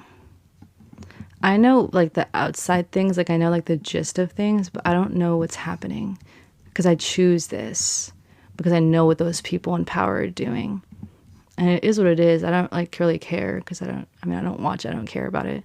But at the same time, it's just like, it's not nice that they're, affecting other humans, like, and distracting them. I don't like that they do it to other humans. I think that we should be like, focusing on things that make us more happy or that we love to do or that level us up more than like all that stuff. But I do understand that it does have it plays a part in the day-to-day, because politics are that powerful that politics will literally it determines a lot of things about humans. But if you like choose to give into it what they want, it's like, is that affecting you? Like what are the statistics on that? Because like, oh, like you don't learn about it and then you're ignorant and then you don't know what's going on in the world. And so like, then I don't want to talk to you, like, because you're ignorant. Like people will like judge people. But at the same time, it's like you are taking in the information that they actually want you to take you in, and that's all fabricated and processed in a way to like keep you watching. And do you even know that information is true? Like you're not there, and it's like, I don't know. I just think it's a waste of time. I just want to love someone and like make love and have babies and just like, I just want to live good and eat good and just stay healthy and sexy and work out. I don't really care. So it's just, if my husband wants to learn about those things, that's fine. I'll listen. Like I'll listen to whatever he's saying about it. Like I'm super open-minded when it comes to conversations. But will I do the research, like in depth, like keep up on it, like every single week, every day, like looking on the news for that shit? Like, no. I have other things that I love that actually can help people and level myself up that I would rather spend more time on than feed into all of the bullshit that is all fabricated, in my opinion. Just want attention. and it's just a power move. It's a money move. And I just don't want to like feed into it and become like, you know what I mean? I don't know. Everyone has different perspectives. Politics and religion, all this stuff is such a touchy subject. People hate it. People love it. People judge people. You're ignorant. People talk shit. I just don't care. I don't judge someone if they don't listen to it. I don't even judge them if they do listen to it. I'm actually like, oh, tell me what's happening. I don't even judge them. And they're technically, I don't even agree with that, but I don't judge them. If they want to tell me what's going on, they like, I'm like the type of person that's like, okay, like, give me the tea. As I sip my water with electrolytes, like, give me the tea. But I just won't like technically waste my time like to do that, because I know I'm not going to try to change that person's mind. People are so locked in. Like, some people are so locked in. Like, I wouldn't even want to. I've tried to do that once. Oh my God, guys, I have a story to tell you. It was really not good. There was this guy that was like a millionaire, like possibly even billionaire. I think that he came from a very rich family. And so I think that's why he grew up in this way. So he was like, he's like, oh, like, you don't know these people. Like, I'm trying to remember. I was like literally like 22 at this age. He was so, what is that word? He was so, oh my God. He was like obnoxious. That is the word. Obnoxious.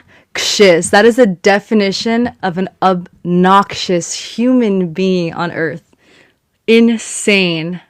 I've never seen another human in my entire life since that day that was like that. That is like, there's no one can use that word. No one uses that word on the daily basis. No one's like, you're obnoxious. Who even uses that word? I've never even used that word till like right now. That human was the different, that's the word you use for that human. Like, it was crazy, guys. He was like, oh, like, you don't know, like, how do you not know this? Like, and it was the way he was looking at me. So like, oh my God, like, I'm sorry. Holy shit. Like, I hit a nerve. Holy fuck. I'm being like lectured. Like, oh my God. That was the last day I decided to, like, I already didn't like politics, but until that moment in my experience on this planet Earth, never was I ever gonna like spend one more second on politics in my life. Because if it can breed someone like him from all of this drama in this society and how he made me feel in that present moment in time, like, I feel so bad. I feel so bad. And I think that's not even his fault. I swear to God, it comes from his parents. And then he ended up getting into like that space where maybe he, you know, he has money and he decided to like that, like, it's because he has money, it's more important to him because he has so much of it. And because you have so much money and because you have power, you know, certain people, it becomes more prevalent, which means that your life actually does need to talk about politics more, because your business, your like very life actually is affected by politics because you have power and a lot of money. So there's, what was that saying they say? They say more money, more problems. Literally, that is where that came from. But it was so obnoxious. This is why sometimes I think I'm not meant to marry someone rich. Like, you know, every girl's like little fantasy in their head. Some girls, like most all girls, whether they like to admit it or not, some girls are like, oh, like, just to not have to work. Like, when we're pregnant one day, we want to be able to, like, you know, be there when we're pregnant, not have to work. And then, like, when we raise the babies, we want to be there every moment. Like, when they walk, when they run, when they kick their first ball, or like, you know, do their first twirl or something. Women want to, like, most of all women, I would say, even if they don't want to admit it, I think they want to like not work and like be there to raise the children, without the stress of like having to make money. You know what I mean? But like, whether a girl admits it or not, like, so when you have that kind of like in your brain, I don't know where it comes from, if it's a genetic thing or if it's a female thing, you kind of think like, well, then people will, like, mostly if a man has money, then you won't really have to work when the time comes that you have kids, because then his income will be able to still sustain the family, right? In theory, right? But at the same time, you don't have to have that much money. If you're like a billionaire, it's not necessary either. It's just about budgeting, right? And if to be able to not have that much expenses, so then it's still possible. And just watching when the money comes out, why is it coming out, and how much money comes in, right? Anyways, besides that conversation, it's a finance question. It's a finance topic. What I'm trying to say is about like, oh, the men with money, like having like money. So in that moment, it's just something you realize. The more people you talk to that are rich, like it's very interesting. Like it makes you really think. Like it's like part of you as a woman like understands that like money can be power, and then you don't have to work. But then also you're kind of a slave at the same time, because men with money are kind of like that much money also are a little bit slaves to society, because they can lose everything like that. And then everything they worked for is down the drain. So they also have a guard up because they have to, because they have assets at risk. And when you have more power, people want to take it, and they want to like make more money than you. So then you're a threat. So it's like, there's so many like there's so many different men in this world. So it doesn't really matter about the money, honestly. That's what I've realized from all of the men I've talked to, from poor and like homeless to like rich as fuck. I've talked to thousands of men. But what I've really realized, and sometimes I don't even think I don't even know if I could possibly even be compatible with the rich man. I don't think, maybe, unless he's really done the work. And maybe I don't know, his parents are like certain way, but maybe they're different or something. Who knows? Not saying that it's not out there. But from what I've seen, like, there's a different type of mindset, and I don't know if like our lives can be compatible, because I can't go through like what I experienced then. I can't explain to you guys. Just like out of this, like the disrespect. I think sometimes people with money, because they put themselves such on a pedestal and they're not that humble, or they lose maybe their values, because all their values is like making money. So like because of that, they kind of lose themselves in the process of becoming a billionaire. Because of that, like the psychology behind it, it's like they don't respect people, and maybe they don't even realize it, but it's because they think that they're like fucking God or something because they have money. And not all people like that. This is just something that I'm talking about, that guy right now, the experience. But it's just something I'm aware of. Like, I understand. Like, I just understand men so well. This is why I need to finish this program. Like, goddamn. Like, I just, like, literally understand you guys.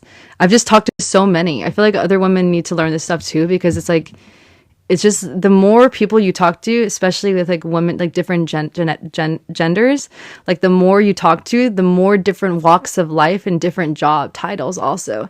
And the different character traits, like, people can like, you know, like act a certain, it's like, it's very interesting when people are emotional, like the truth comes out, and it's like, how do they react when they're emotional like that? Like I hit a nerve, and the disrespect when I hit a nerve, when I didn't even mean to hit a nerve. I just don't know about politics. Like, but I guess maybe like I said something that was like I'm like an ignorant, like, woman. Like it was just, oh my god, like it was like hell broke loose, like the disrespect.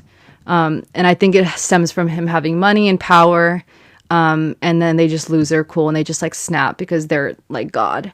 And I just can't marry someone like that. That's for sure. I don't care how much money you have, I still believe you respect people, and for sure respect women. Like we are like literally gonna have your children. Like you need a woman to like birth another, if you want to pass your genetics to another son and like pass your last name, like that's like one of the first places you start with, like learning about respect. That's definitely women. That's your mother that you came out of. For men, you know what I mean? Because it's like, without respect for women, it's gonna be traumatic. It's gonna be traumatic for your children too. Like for that guy, like who knows where he's at now, but like he definitely had no self-respect, and maybe he didn't have self-respect for himself, which is why he could not have respect for a woman. Like maybe that's the case. Who knows? Maybe people can only like give respect because they have respect for themselves. Maybe you have to like give yourself something. You have to be able to love yourself, take care of yourself, self-love, have self-respect, and then be able to like give that to others. You know what I mean? Like maybe he was just, I don't know, who knows? Maybe it was a bad day. All I'm trying to say is that like I'm aware, and there's been some experiences in my life good and bad, but I don't mess with politics. That was the last conversation I ever had. And I don't really talk about it. So the only time I have a conversation about politics from that day forward, that was very intense for me. Like the energy was loud and like name calling, attacking, loud. And I felt like a complete idiot after that. I told and vowed to myself I would never talk on politics ever again. This is when you live and you learn. This is why I'm a growth group. Everyone, we need to constantly be growing because there's things that we just learn and we're just like, I will never go down that path again. I will never relive what I lived out again, ever. I felt so not my best as a woman. Really not. I did not feel good at all that day. Very belittling. Very belittling. Traumatic. So I don't ever talk on politics. So I'm so open-minded. I will listen. When someone's passionate, tell me what's happening. Give me the tea. But never again will I speak on politics. Ever. I've lived and I've learned. And I learn. When I live and shit happens, it hits the fan, I learn.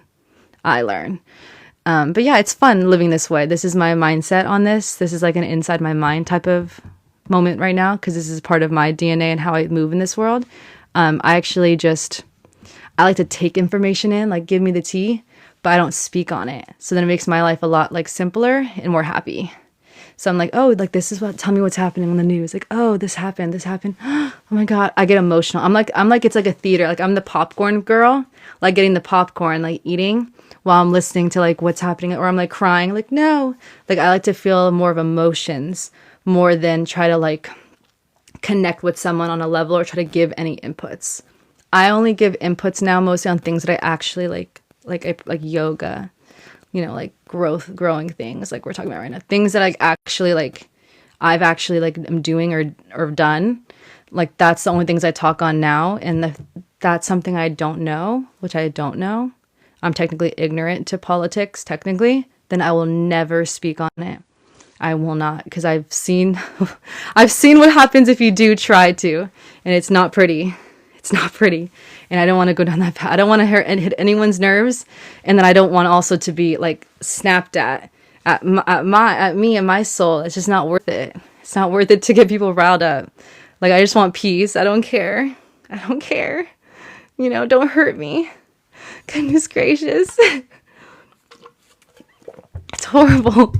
It's horrible, but that's literally what like the power of like politics. Like this shit's serious for people. Like certain things are very like they're touchy subjects. Anger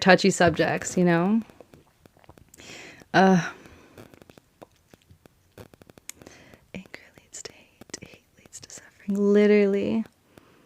Literally. That is such a beautiful, Chris. Fear is the path to the dark side. Fear leads to anger. Anger leads to hate. Hate leads to suffering. I love it. Yeah. Can you marry someone that earns less than you? I think 100%. Why would that be a problem? Well, actually, technically right now, at this moment in time, that probably that'd probably be a recipe for disaster. But if in general, like for example, like, when I get to where I want to be one day, and like everything is stable, which is not right now. But when I do get to that point, then can I marry someone that makes less than me? I wouldn't ask how much. I don't even, do people ask how much you make? Do people ask how much money you make? Do women ask how much money you make? Oh my God. People are asking how much money you make, and that's how they know. I don't even know how much. I never even asked a man how much money he makes. That's crazy. That's actually disrespectful, in my opinion. That's like kind of really forward. I would never even know. I would never know. Until we've moved in together, which I haven't got to that point yet. I've never moved in with a man yet. But until we've moved in together and now we're like, putting our lives together and like, we're like buying groceries and we're just trying to figure out our schedules, combining our money together and how we're living. That's the only time, technically, if I move in with a man, that I actually should know how much money he makes. if that makes sense. That's the only point to where I'd even ask about, like, why would I ask about money? Like, you know what I mean? Like, I don't need to ask about what your money is. Like, I just want to get to know you as a person. Money is nothing. Money comes and goes. Money means absolutely nothing. We can make money. We can just go to anyone can make money anytime. And money's nothing. We can go get a job. There's millions and trillions of jobs out there. There's like, money is not, do I want to work a 9 to 5? Absolutely not. But like, money is not like, I think it's about the person, what they don't. It's about literally me just being next to you. How do I feel like like going through life together?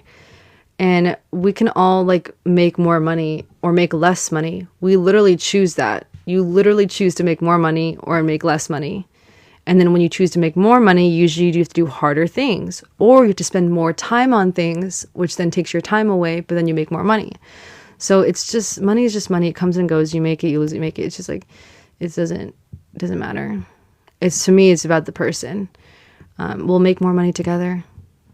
We level up. Like, there's statistics on this, guys. Like, you will literally make more money if you have a woman by your side. It's a statistic. Like, it's not something I really care about. Like, we're a team. 2 is better than 1. We're going to make a lot more money together than we ever did alone. That's not even something I'm thinking about. It's not about the money. It's about literally your soul, which is why I need to build this program, because it's just the way you're raised, or situations or other influences online that have affected men, and now it's causing a struggle. We're not having successful marriages anymore. And it stems with the man, because he's the leader. He's the most powerful human on planet Earth, and it stems with you guys, whether, it just is what it is. Like, and we have to do the work so that we can have lasting, marriages, and our society will be better as a whole because of it. So, but yeah, money you're going to make more money it's a fact. That's a fact. There's studies behind it. You will make more money if you have a woman. You are actually happier as a man when you have a woman.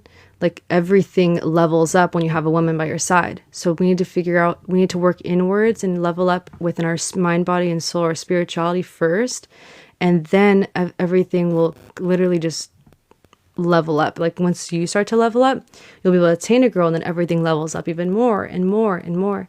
And then more happiness comes, more stability, more money, more making love, more dopamine hits, more romance, more everything. Everything just gets better and better.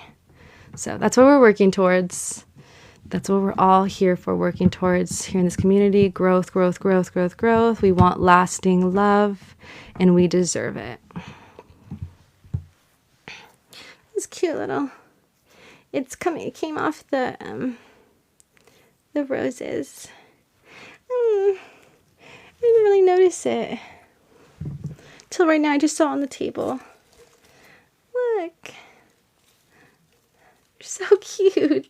They're squishy little flowers. They have a smell too. It's not as prevalent as this one, but it still smells good. It actually really adds to it. Because usually it's just, like red roses. But when it has the touch of white, white's my favorite color. I like it. It makes it feel like more romantic, but also like soulful, like pure. Like, like a wedding dress is white. When you add those like little white details in the bouquet, it just gives that like more like grown love, like forever love, like lasting marriage love. I love that. I love this. I think all bouquets should have this. I don't know why they wouldn't. It just really gives something so beautiful. Wow. I wonder if that person that was selling this, like, they knew what they were doing. Like, I think this person that was selling this was wise.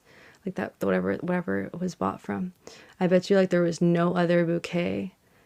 But, like, they didn't even make a bouquet without that. Like, that was just, like, our bouquet of roses is better than, like, that store over there. Like, we deserve your next business again. Because look at ours compared to that one. Like, that one was basic, and they just did the bare minimum. And then, like, look what we did. And, like, we spent the money a little bit more to do this for you. I love that.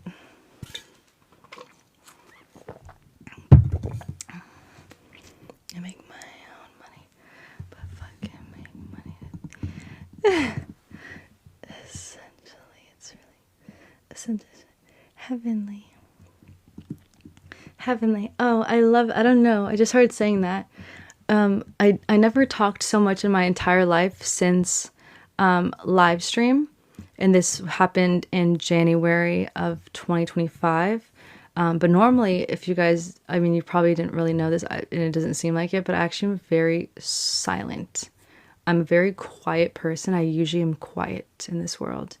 But I actually never talked so much in my entire life is when I became a live streamer. And then I don't know, I just like talk more now and I just speak. And then I just said heavenly and it just like, I don't know, it just came out of me. I think we were like listening to a Chris Brown song or a Bryson Tiller song and we was talking about love and like passionate, lasting love. And I was like, it's heavenly or something. Who knows? I don't know. I don't know how it started, but pretty much I think it was from music because I was a dancer in 2025. I was a freestyle dancer, professional freestyle dancer, and I would be on live stream for 5 hours a day dancing for you guys, just freestyling my heart out. And then we would just sit back. In the meantime, when I wasn't dancing, we would just listen to the music and like lip sync and just hang and chill. And then in those times, I think there was like an emotional thing or something, and I would just be like, "Oh, it's heavenly," and I just kind of, I don't know. It's just something I just started saying. I really don't know. I didn't get it from anywhere. It just came out of me, and now I just like say it. It's just like a part of my vocabulary, I guess. I don't know, but I like it. It feels good. Like when I think when I described how the song made me feel, how it was literally heavenly. I think it like made sense, and then now it just I think it was my mind was creative, and like that's literally what it felt like. So I said it, and that's how it all began. And then now I just use the word heavenly to like describe things that like feel so good in my heart, like it's heavenly. I don't know. It just makes sense. I just started saying it. Speaking of the beautiful music, the song we just listened to, Peace Interlude. I'm literally looking at Bryson's album right now. Random Access. Which one's that one? What song is that song? This one's 2 songs down from that. I forgot this one.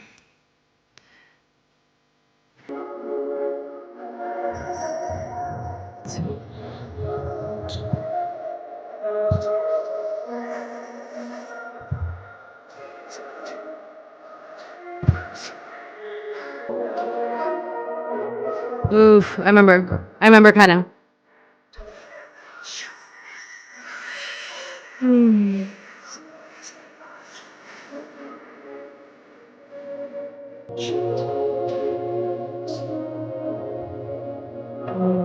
I think he says, and they annoy me. Let me double check. No, remind me. It says remind me. I can't function myself.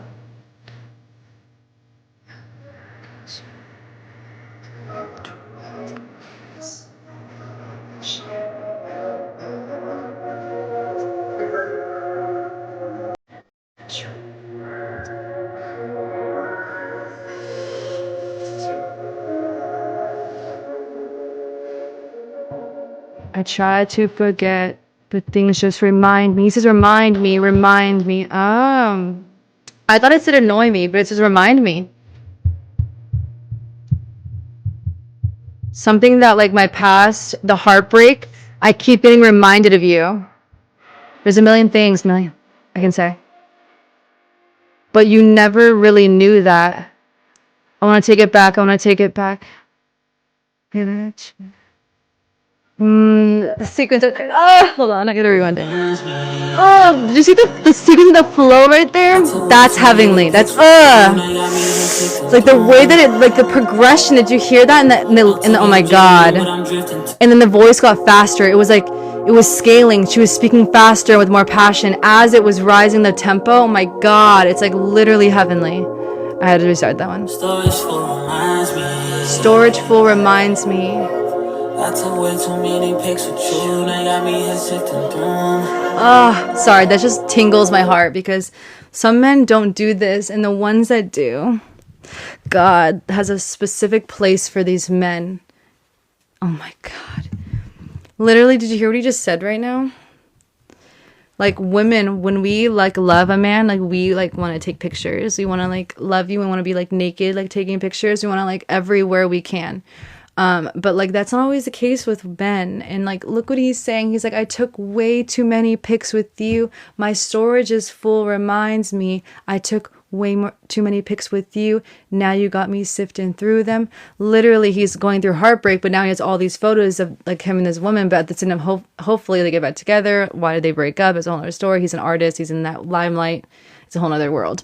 But they weren't a match. At the end of the day, he didn't give up whatever he used to have before for her, and he went back to his old ways, possibly, or he's matured and got wise and was with himself and no one else after her, and then just healed. Who knows? Either way, he was going through this type of heartbreak right now, possibly, and he has photos. But like he must have loved her so much, because most men will never do that. They won't be the one to like save memories with a woman. It's always the woman that's so in love with the man and cares so deeply. We're the ones who take pictures to take the memories, you know? And so for a man to do that, damn, like it's so rare. And he must super like love her. Like on other links, like he needs memories for himself. Like he wants to see their love. Like he wants his phone filled with her like beautifulness and their times together and their love. That's rare. Like, just the way he started this whole song. This song is so good. This whole album is heaven, but just the way he thinks, it's just different. I love this song. So rare.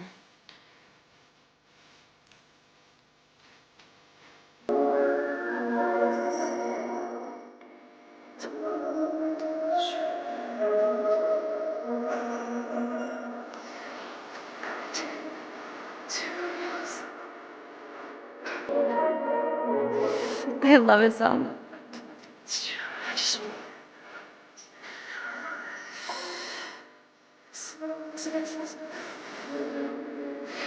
I want it back.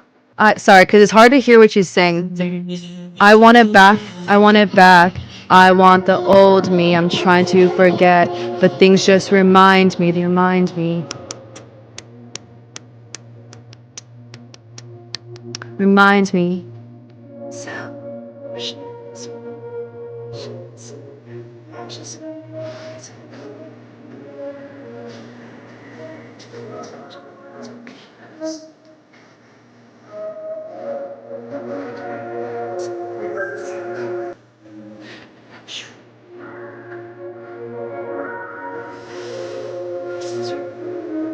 I need access to you. Remind me. I want it back. I want the old me. I'm trying to forget, but things just remind me. Remind me. And then it's when it starts scaling up. The beat.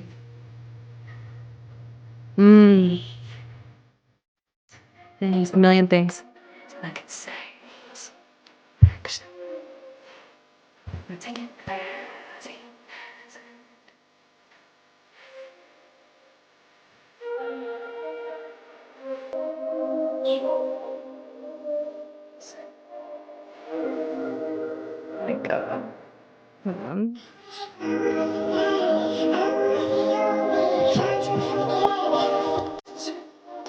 now I can see it for what it is.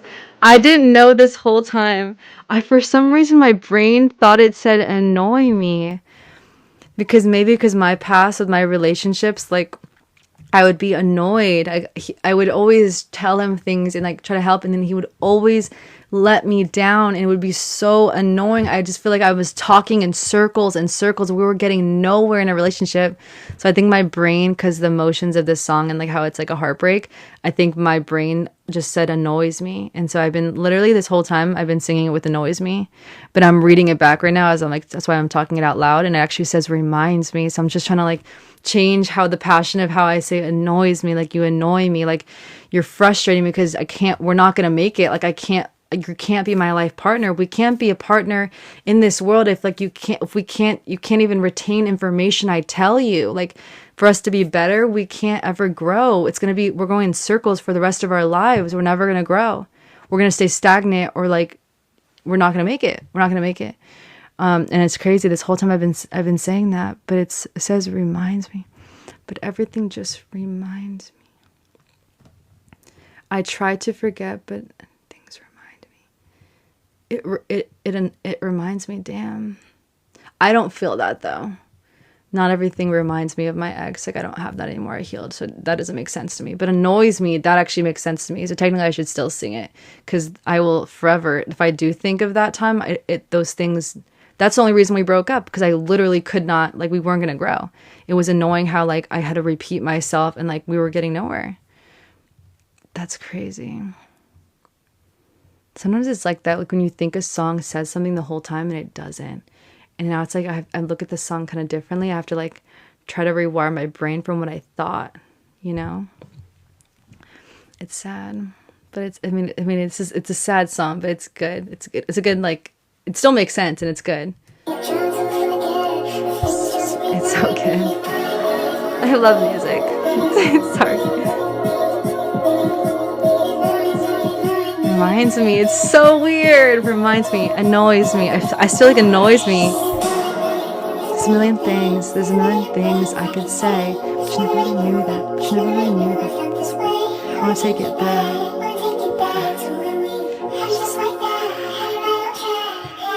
Okay, and that's so interesting because I think that that's sexy. Okay, that's so interesting. So my brain automatically goes to like sex there. So my tongue was about to start coming out. That is so interesting. How I perceive this song is actually not what it's saying. But that's the way that the beats, there was like a in the background. It feels romance. Chris Brown does that, and so I felt sexual energy there. And so because of that, I didn't really know what he was saying, but I made up what my sexual thoughts would say. So I kind of just, my own frequency of my soul, I put onto the song, and that's how I've been singing it this whole time. That's how I've been moving with it.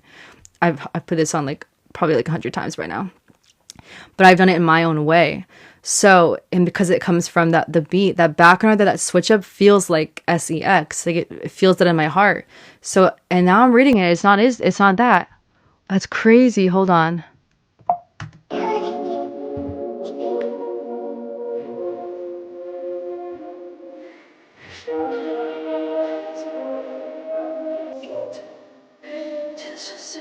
That's so interesting. For me, it's a sensual part, but it's not. It actually says, hold on.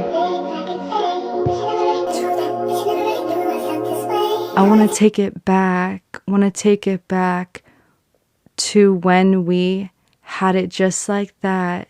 Had it right on track. No, it is kind of sexual. And I want it back. I want the old me. I'm trying to forget, but things just remind me. Mind me.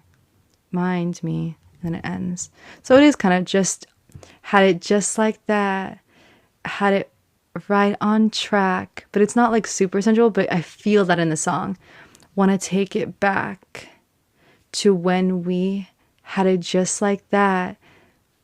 Had it right on track. It could be and it couldn't be, but now that I'm seeing that part is like different, remind me, it makes it feel more sad. So when I was singing this song all this time, it's been annoys me. So because of that, it doesn't remind me. I don't feel vulnerable when I listen or sing this song. I actually feel kind of empowering. It's like a release of healing. So I feel empowered. I'm like, because it did annoy me. Like, it annoys me. You annoyed me. That's like my brain is processing that. And it's like healing when I think of that. And then, but it's power. Because I know exactly what went wrong in my relationship. And that's like what led for me wanting to leave. And I've processed it. But with them saying, she's saying, it reminds me. And that's a vulnerable thing she's saying. So what I'm trying to say is that like people who listen to this song differently, they think of more like sadness. When I've been thinking more power in this song, they're thinking more sadness because they're actually using the lyrics that it says. And now that I'm listening to the lyrics, I'm not feeling as more power anymore. I'm feeling like it's reminding me of the past, and I'm like still not over the trauma yet. I'm still not over the relationship. And I'm like, this doesn't feel right. It feels way better with annoys me. But then that part right there, like going from it annoys me. But like even when he would annoy me, I'd still like, I'd suck his and like fuck and just like, sorry, getting graphic. But what I'm trying to say is like, see how it goes from like annoys me, you annoy me, but like I'm gonna get on my knees for you. Like that's why the song kind of flowed properly with my brain of like, you're annoying me, you annoy me, annoy me. Then it's like that part right there where it's like sensual in a way. We had it just like that, do it just like that. That comes from like doing it just like that, like do it, don't stop, keep doing that, like, you know what I mean? Like that same word that you would normally use during sex, and I associate with that, and then putting that lyric to it, it kind of feels like it's not exactly saying that, but my brain, because I say that during it, that's something I use, that's what a lot of people use, and so because I use that word, it relates to sensual energy. So in that moment every time I freestyle, it just comes out of me, every time I sing, it's natural, but it's not even like that, because now the whole song doesn't make sense to me. It is like, I can't even... It ruined the song for me, actually, right now. Wow. We shouldn't have done this. I shouldn't have been reading the lyrics. Because now it's not going to be the same unless I have to just pretend like I never just knew this. Literally, ignorance is bliss. Because that song was just perfect until now. I mean, it's still an amazing song, but it's like, I don't want to feel sad. I want to feel like power, like in that song. It's powerful, you know? It's called Random Access Memory. And it has not the circle ones. It's like the like line, straight line. What are those ones called? Not the circle ones that everyone uses. Like the square ones. Like that. And it says RAM in that little square thing. And then it says featuring Calera La San, and this is from Bryson Tiller, which is my third favorite artist of all time. Chris Brown, Tory Lanez, and then Bryson Tiller is my top favorite artists. I pretty much mastered most of all their music. I went to this concert. It was insane. That's kind of bummed me out. Downtown Seattle. I don't like that. I'm going to keep it how I do it, because my way's better. This is my favorite song on the album. This is my favorite song on the album, I think. Hold on. There's two of them that are my top. Hold on. Oh my god. No, sorry. It's either this one or this one. Hold on. No, this is the one. This is the one, I think. Hold on. I'm gonna cry. I literally cried. I can't even just still thinking about it because it's so cute. It's so... I'm just reading the lyrics right now to make sure. It's either this one or Attention, I think. It's this one or Attention. Attention's my top set. If this one's the first one, Attention's the top one. Goodness gracious. The lyrics, the tempo, everything.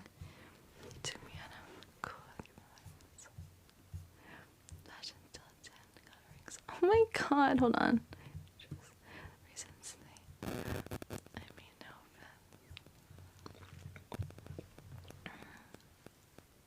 It's just because it's like, he is so sure. It's so cute. Oh my god, this is my favorite song. Yeah, this is my favorite song on the album. I mean, there's Undertow is really good too. Undertow. This one's Find My Way. Find My Way. Finding your way as a man in this world that, like, you know, projects so much shit onto men and, like, wastes their time and makes them be this person that they shouldn't. They won't. It's so hard for them. And men just... they make you think you need so many women. They make you think you need money to have so much women and all these things. Like, men get influenced like crazy in this world. And like, the song is called Find My Way. As a man, especially him, he's in the industry. So I already know probably the shit he's went through and had to learn the hard way. Like, things he can't take back that he's done that he has to, like, you know, like grow from and learn from. But this song is just like... It just really encapsulates, like, as a man, like, where you decide to, like, finding a woman to, like, love and, like, to keeping her, and the rarity of the love, like, because all of this politics and all this, like, you know, noise that's teaching things that isn't, like, what, like, life is about, or, like, the best ultimate life that you can have, which is your life partner. So... It's really good. We need to play it right now. I need to chill. Okay, this is my favorite song, yeah. This is my favorite song. Yeah, this is the one, I think. There's so many good ones. Oh my god. god, so cute. Sorry. This is even the beats right now. It feels like it's literally wedding day and like there's a beautiful woman and there's a man and it's like, ugh. Or like, sorry, like, you know what I mean? Like, it's like the whole, like a wedding and this song is being played. I feel like this should be played at a wedding. Maybe not. I'm not sure. I haven't looked at all the lyrics. Maybe not. There's like certain songs that are like actually wedding songs, right? That like every single lyric in every single way and the beats like it's meant for a wedding. But I swear this the beats right now feels like it's like in a wedding. Like it feels like it's leading up to like marriage and like you finally all it's like a flash. Like what I'm picturing from this beat right now is like all of your memories of a couple, every place you went, all like the picnics, the making love on the beach, in the water, like on a boat or something, like at the movie theater, you know, in bed, like what, like I don't know, just like living life, eating at different restaurants, getting dressed up, like him picking you up and throwing you on the wall, like having all those beautiful scenes in your relationship, like all those amazing memories, is like flashing on a slideshow. And that's like what this song is in the background, those beats, it's in the background of the slideshow. And all of this is going through your head as the women are coming up, like, and the man to the altar, and they're at the altar. All of this is like flashing through their brains, all of their memories of their love and all the most perfect parts. And and they're both seeing the same thing in their brain. They're just looking at each other in their eyes and all of these memories. Now they're here this day to tell each other that they're going to spend the rest of their lives together and that no one else is it but them. And they're at their wedding. And this song and the beats like that, it's leading up and then they just like kiss and like everyone, like they throw their petals and everyone's cheering and standing up and like they, you know, they have something that's so rare and that like everyone dreams about having one day. It's like your life partner, like everything. It's everything. And like this song, like just listen to doesn't that feel like that? Just the beats, like just the beginning intro feels like that. It's crazy. It's not even the lyrics yet, but it just feels so good. I mean,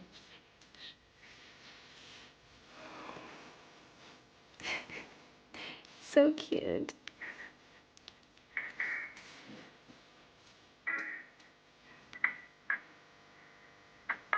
I can't.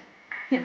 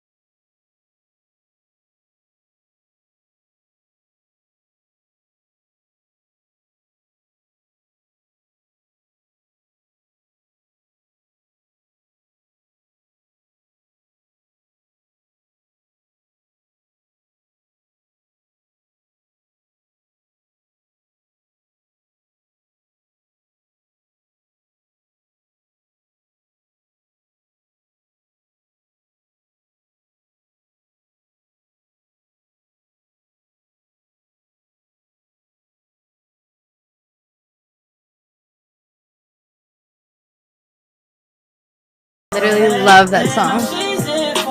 Literally. It's so cute. It's like everything about the song. Like it's like the lyrics he said, it's like the way that it takes you up. It feels like we're literally going like at a wedding, and then it's like it does talk about touching about her past, which some songs that are like loved ones like that don't touch on, and it touches about her past, but then he shows like such restraint, and most men get really weak when it comes to a woman's past, and most of them don't even want to know about it. And some women never even tell the man the past. Like they're just like, we might as well just not talk about it, so it's like never happened. But like he wanted to know, and he knows it, and he asked the questions, and he knows her past, but he still is like, in that part it's like shook me because I've never heard a love song that actually touches on this topic. But he's a brave man, and he knows her past, and he knows she's been with other guys, and he's aware of this, but he still understands that like that she never ended up with any of them, and they never made it to the end but him. And he's the only one out of all of those men that tried, that he made it with her to the altar and is like they're together, and like he's not letting her go. But like most men are like very prideful, and like they're very judgmental, and they're very, and it's, who knows if it's actually true for what they believe, or society, or like people online who've told them these things, territorial, who knows where all this stuff comes from, but sorry, somewhere. And most men are not, they just won't have it. But like with him, like he like is so open-minded and thinks so differently as another man. He sees the perspective of like, you've like, that many guys have tried to like lock you down or have you, and like you never ended up with them, but you ended up with me. Like he sees it as the most healthiest perspective.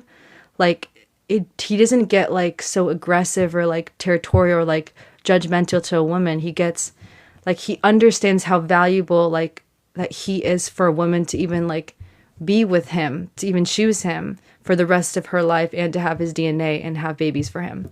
Like it's crazy. I've never heard that in a love song my entire life, and that just like, it shows how mature and like how wise and how open-minded and how like just selfless, and just how much he loves her.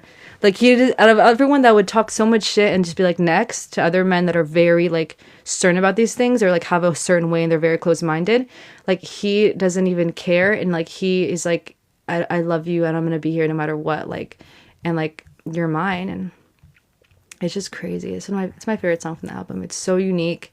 It's a special, it's like what he says. Oh, I love it. I love it. We gotta play it again. It's so good. It's so good. It's so cute. I'm chilling now. I just love this song so much, but I'm good now. So cute. So cute.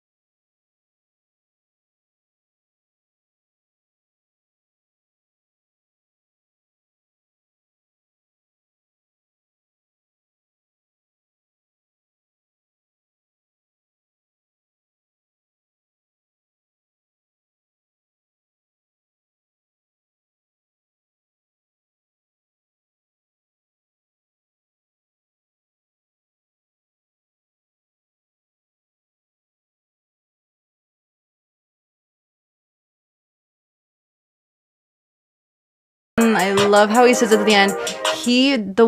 I'm so happy with the way he ended that. He could have ended it in like a trillion different ways, but he ended it like literally the marriage. Like I feel like we're like it's like, you know, when you do vows and people like have vows but they don't stick to their word, and then that's how marriages end. Like literally the vows are everything. Like literally they made it so easy for people to literally stay together forever just by doing this, being so accountable, being so intentional with marriage, and literally having like a list. You literally sign a contract to make sure you guys just do like literally what is like you choose, and you say that you're going to do them forever.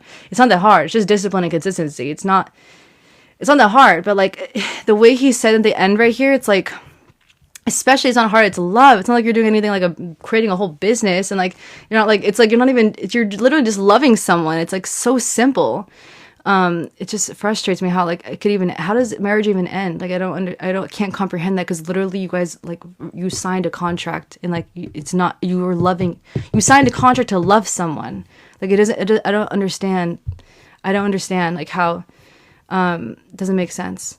But it's the way you love me that keeps me finding my way back home. It's the consistency. It's like the vows that you take for someone to love them. Like, and you do this, it's just consistency. We talk about this every day, and with business, with life, with love, it's not hard.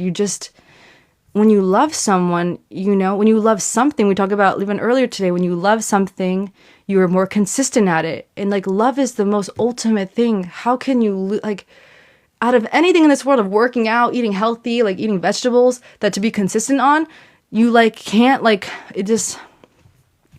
you're literally vowing to love someone consistently. Is all you're doing. And loving, it's literally love. Like you love this person. Like it's like the best thing on earth, you know? And like, this part right here, finding my way back home. Like, I just love it, because it's like when you find that person, it's like nothing matters. Materials don't matter. Nothing of this shit matters. It's literally the home in their heart. Like just being next to them is home. Being in their space, they're your home. They're your sense of home. Nothing else. Everything can burn down, but just being with them, like your home. And then he says, hold on, loving me since the way you treat me good, treat me good. When he says that towards the end, it's like not like a serious lyric. It's like a rhythm, like a chorus in the background, like treat me good, treat me good. It's like the ending of the song. And it's just like the way he says it. It's an affirmation, and I do affirmations for you guys too. This is how I got to where I'm at too. Affirmations are huge. It's how you stay. It's helped you stay accountable. How you stay consistent. He's literally putting affirmations in your brain right now. He was dropping them.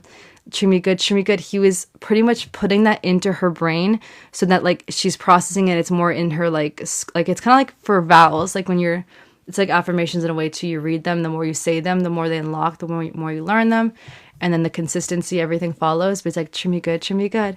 Because if once someone starts treating someone poorly, you're not doing the vows that you spoke to someone to love someone. You're now starting to like treat someone poorly. Like why would anyone feel like happy? Like it's not that hard. Like, don't you want like love? I don't understand how like I know I haven't been there yet, and I never will be, honestly, but I still can't comprehend it. I don't want to be like sound ignorant, and I don't want to sound like, you know, like that's like maybe not nice to some other person, but that's just how I truly feel. Like, you know, like honestly, but like, at the same time, it's a touchy subject. Of course, it's a touchy subject, but I just can't. I don't like. I think that's why people really need to master discipline before falling in love. Like, I think discipline and consistency is probably one of the most sexiest things. And I think that honestly, that possibly is the reason why marriages can last. Because I think honestly, like, if you don't have consistency and discipline already, like, maybe that's why you end up like losing like love, and you end up like not making it in marriage. Because really, when you sign a contract to say you're going to do something for the rest of your life, that is discipline and consistency. And if you don't even have that already, like, maybe you would lose it. And it wouldn't even be your fault because you never had it to start with. And then you're expected to sign a contract to marry another human, saying you're going to vow to be consistent and disciplined for the rest of your life, and you haven't even done that to yourself yet. And maybe that's part of the reason why marriage doesn't make it for humans. That's a theory. That could be on our Theory Thursdays. I should look into that. I think, honestly, that's the case about marriage and why it fails. Which then reinforces, like, why we should be, you know, like, we're here in growth group, being disciplined and consistent in things and helping each other grow. It just reinforces why we need to level ourselves up and focus on ourselves more, so that everything does last and we are our best selves when we do find love, when the time is right. But yeah, this whole album is insane. I went to this concert with that old friend I told you guys about, and then another friend of mine too. I'm so grateful. It's sad that relationships end, just in general, like it is what it is, and it's sad. But like, I'm just grateful that like I would never not have went through it. Like, I would have lived that 10 times over. Even the same outcome of being heartbroken, I 100% would have lived it again. Because I had memories like that day, going to that concert, to this album, this concert, this artist right now. Seeing this live was like life-changing, like tears, like just happiness, all of it. Like I'll never forget these memories of that like concert. And like, even if like we're not friends anymore and stuff, but like, it's just like, that was like one of the best concerts I've ever been to in my entire life. One of the best days of my life on planet Earth was this album. Insane. I can't wait for his next album. He needs to make more like this. He was spot on. He came out of nowhere with this, because it's been good, but it's not been like the best, like, the last, like, he's done better in the very beginning of his career. He's an amazing artist. He's my third favorite artist. He's amazing. But like, this one came out and it's just like super unique and special. He really blew us out of the waters, like out of just amazing, incredible. I love music. It literally is like the foundation of like us as humans to like express our souls. Like, I can't see a life without it. I can't even comprehend. I'm just trying to think about me and my future like man one day. Like, I'm just trying to imagine like our lives together. I don't know how, like, if he didn't know, like, I don't know, like, if I feel like, if it's hard to explain. It's like, is music really a big thing in your relationship? But for me, as like a dancer and like super passionate person, like very deep, and I love music and I dance and I have fun like to it, I kind of feel like I'd have to be with a guy who's like open-minded to listening to music. You know what I mean? Because if he's not open-minded to listening to different music, like, I'd have to like on my own time like listen to my music and like have fun without him. And I don't want a life to have to do that. Like, I'd like to listen to my music, like, and we both like my music. You know what I mean? Like, R&B music is what it is. The genre that I listen to is just R&B, like love music. And if he doesn't like, is not open-minded to music, I don't know if my life would be as happy as it could be with someone else who was, or did like the music already. You know what I mean? Because I can't be my full self to just dance and express at any moment in time. If we were to play a song and I just like start dancing for him, like he's like, you know what I mean? They're like, maybe we dance together. I don't know. But I'm just trying to like picture like moments in the future of like who I'd eventually be with one day. And I just feel like music is such a big part of my life. I just feel like I'd need to be with someone that's open-minded to learning new music in some way, or already knows the music, like already kind of knows the artist and actually likes the artists, that I listen to. It's very interesting. But at the same time, like, I don't know if that's good or not. It could be good to have separate tastes in music and like come together. I don't really talk about music that much. I do ask like, oh, like, what's your favorite genre? But I don't really go into depth when I ask. Maybe that's something I should do. Like, what are specific artists? I say myself, because I'm very open with, like, I know who I am. So I just, like, I say like what I like. But usually I like ask about like genres. But it's interesting to think about. Because does that mean like certain people in this world that like the same music as you, could they be a better match to you than other ones who don't listen to that music and listen to a different music style? Like, is there something to say about like, if someone likes rap music, that's their main genre, is there something to say about like if they were to fall in love with the woman who likes rap as well, just as much as him, that they might be a better match in the world, like the way that they move, the way that they talk, the way that they live their day to day, like their morals and values, like how they, like, you know what I mean?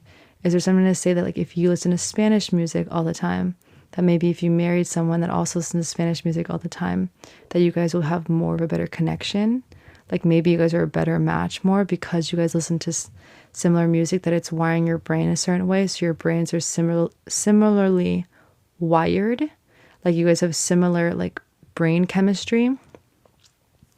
And then maybe there's some things that aren't the similar, but like you guys can just fix those things. But in general, you guys have a similar way that you see the world, or you listen and take in information because you like that same music style. So it hits to your soul connection or your spiritual connection on, like, you really hit that hard. And that could actually in tune mean that a lot of other things end up being compatible too, because you guys already been processing and manifesting and like rewiring your brains to the same music for who knows how long. And for me too, I've been wiring my brain for like R&B music from these artists for like years, and in this love and understanding love and like and sex and etc for years. So my brain capacity from everything I've learned, if I were to be with someone who also loves this music, maybe we're on like the similar like plane of love and like lust and like, you know, intimate moments, like sexual experiences, because my brain has like mastered this music and like has been learning for years. You know what I mean?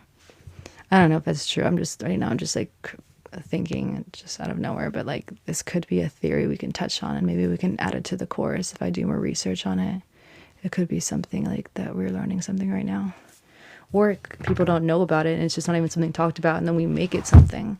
If we have to do more research, we'd have to like, you know, I'd have to like start looking for guys right now that only listen to R&B music like me.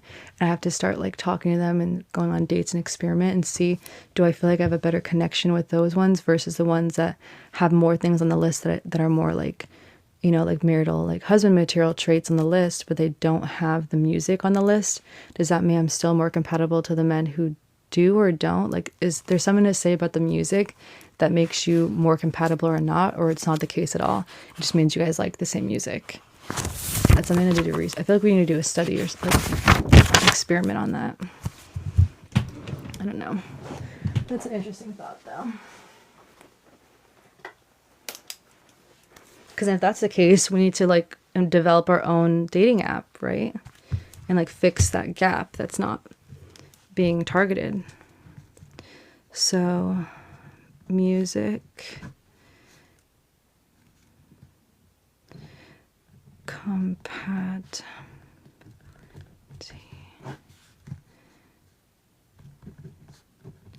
and love. Music and compatibility. Maybe I could start asking that and like trying to take it upon my own hands to figure out.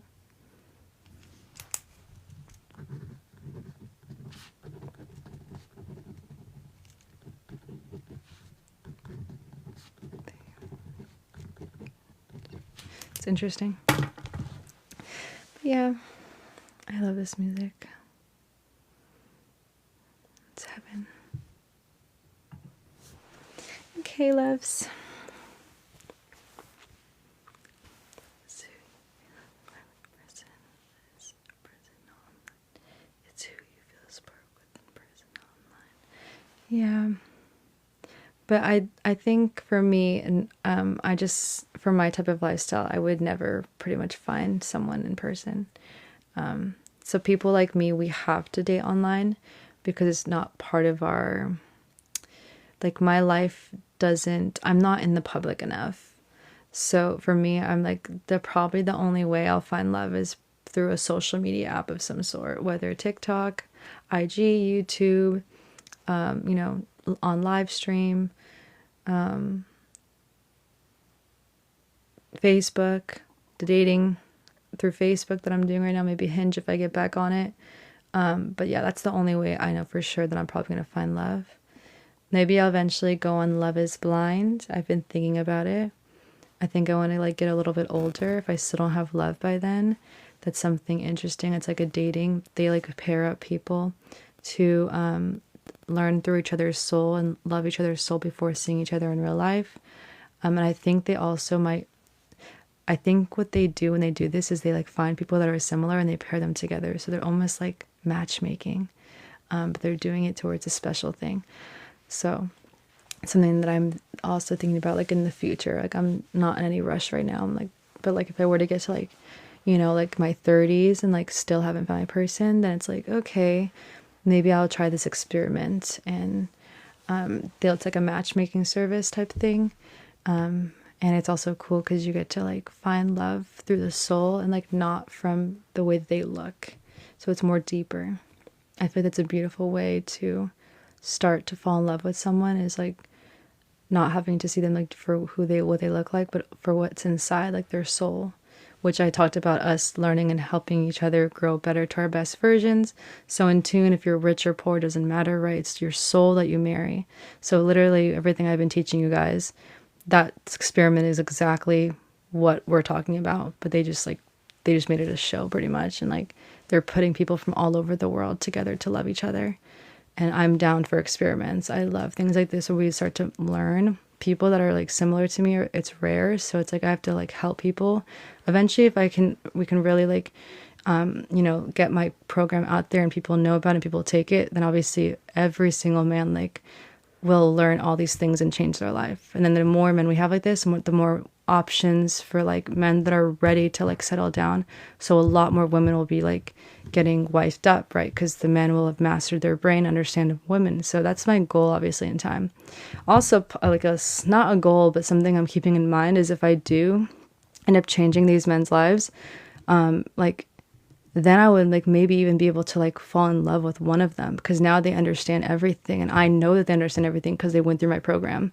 And so like that makes me like also not only helping men in general for like love and just life and just making the world a better place, but just like also like for like selfish reasons, because then like technically like I will know what they know and like they're leveled up like relationship and like husband wise and like father wise, so they know the recipe, they understand. So I know that they're ready in a way, so I could like probably be with one of them too. So that's why I'm not like betting on that. It's just something in the back of my head. I'm just processing. There's different ways to go about life, but I know for sure it's not for me. It's probably not going to be on every day. Like for my brain, everything I've learned from the level I'm at, like it's like almost impossible for me to just go down the street to like a burger place or something, or like the library, and find a man that's on the same trajectory of things I've accomplished. Like it's just not going to happen for me. I already know. Mine has to come from online. In order to find someone special that has learned all the lessons and has knows all the things that I know, like for all these years of growth, in order for them to have that same mindset and for relationships and like lasting love, they have to be like they have to work so much. They have to learn so much. They wouldn't be at the club. They wouldn't be wasting time anywhere in the public. They would be like me doing work indoors, keeping their peace and their sanity and like being more like in calm in nature, just being more intentional, and like they'll be like more careful with their energy the same way I am. So because this is the case, it's more likely that where it's like impossible to find each other in person. Not saying it's for everyone. This is just for me and my situation. I already almost know it. It's almost a fact for me. So I for sure I'm always looking on the social media like TikTok, IG. Right now I'm using Facebook to date. But yeah, usually that's just the life I'm living in right now. But everyone's lives are different. Some people like prefer only in person, and I'm in my program, I have that as well. There's ways that you can get better chances of experiencing that, but for me, I wouldn't do those. I teach another way, which is the way I teach is I think the best way to reach a high value woman, and that's what my program is about. It's about for men to be able to attain and like go on a first date with the high value woman, because most of the time you can't even get a date with the women that are pretty much like wifey material and that would like change your life. You won't even like maybe even get a phone call either.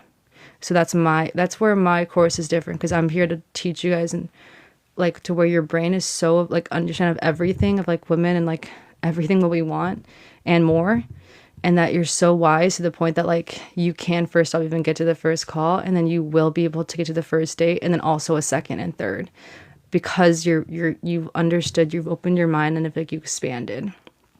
And so like a woman will feel that in your soul, because remember, it doesn't start with how much money you make. It begins with your knowledge and your soul and who you are as a person, and that's what my program's about pretty much. So we're still working on it. I already finished the basis of it. I am adding to it. Of course, I'm going to have a section where I'm constantly adding to it new theories, new perspectives that I want to touch on after I do research and stuff, or come up with my own experiments and then add my own experiences. Obviously, I always disclaim things like, oh, this one was a personal based, and this is now you think, and then this one was science, like factual, like proof of this is a fact for relationships. Like I'll have, you guys will understand the parts that are more like factual facts, and the parts that are like, for me, from thousands of men I've talked to, so much experiences in my life from poor to rich, I have so much more than even like facts can even understand. So that's, you guys will see the difference though, because I don't want to like say something's a fact and it's not, and it's a perspective, you know what I mean? But I still want to put all my perspectives, so I want you guys to see how I think of these things, and how my life, how this will actually make it like almost foolproof that you're going to keep your marriage. Like if you see it this way, you will most likely never get divorced. And because of that, like there's psychology behind it. This is why they're theories, but like they're solid ass theories that also stem from like factual evidence. And then for me, reading all the factual evidence and putting all these things together, I've developed theories because of the facts, which then has me like have like I can actually even speak on this and even even create this idea that other people don't know. The reason is because all the facts, I did the work and I put the two together, and it made me open up my brain to like I pretty much thought outside the box, and I was like, oh, and then that's how this, and that's why I can see the future. It's so interesting. But you guys will see if you take the course, which eventually I want everyone here to take the course. So I need to figure out how we're going to do that, and like how our community will, like, where is the home, where is the base. So I'm pretty much have the whole entire, it's pretty much done. And then until I add these things on top of it, which is the baseline. But right now we're just getting to the point where I'm going to film on it and connect the heart and bones of it into the actual like creation development part. So that's where we're at right now. But I just got back from Bali. I thought I was going to move there. Didn't end up working out. And so, yeah, it's just been trying to like figure out it's everything's switching from being able to move there to like now just being back here. It kind of switched up all my plans. So I'm just trying to like get settled, figure out the new plan, figure out like what's happening. And then this like new shift in the editing and the stuff. This is like my day-to-day, have to get done. And on top of that, I want to spend time doing that. So my day will be very full soon. But my grandparents just left, so now this is my time to start working on it. So actually, I possibly could add this in for next week. The only thing is I do have an appointment.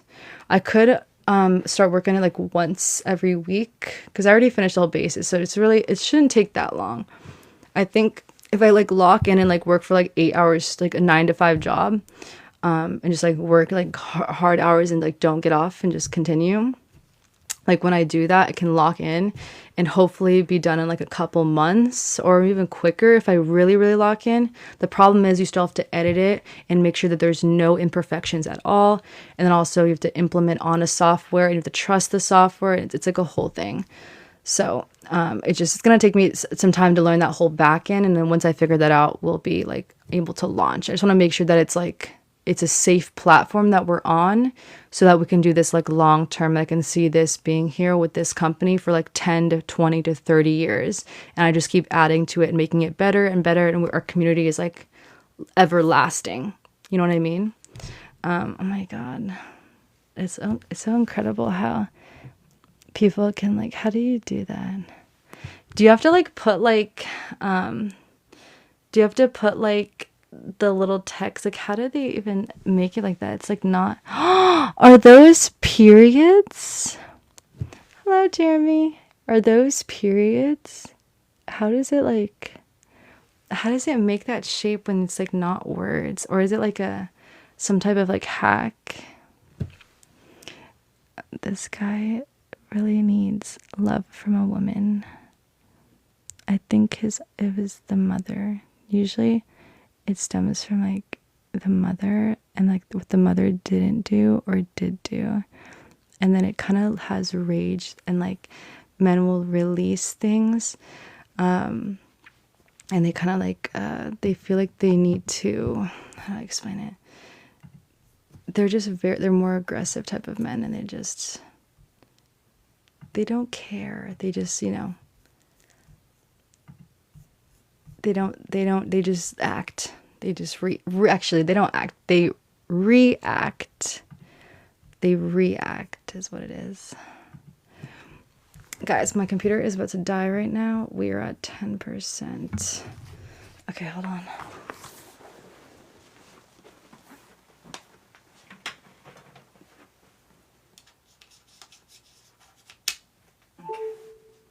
I need to save and I need to post. That's the next thing I need to do. And then also I kind of feel like I need to touch on the program. So we're going to do this on what day? So Wednesday I have an appointment for the doctor. One of my appointments. I don't think this is the back doctor. I think this is for, let me see. Oh no, it's on this phone. That's the phone I was on, but it died. So we switched the phone to this. This is my phone that I have my calendar on. So it's okay. I'll look after, but I believe that's Wednesday. And then Monday, we're doing our mindset, our regular yoga. And then what day would be the best day to start? Probably Tuesday. Tuesday would probably be the best day to start. Let me see. Because we do shoulders and it's like a 30-minute workout, so it goes by so quickly. And then straight from that, I can get to work. Okay. So then Monday, tomorrow, I'll prepare. And then Tuesday, I just get zoned in and I just go hard. Okay. Yay. I'm excited. I remember I took like, it was in 2025 when I started building it. And it was so amazing. Like, it was incredible.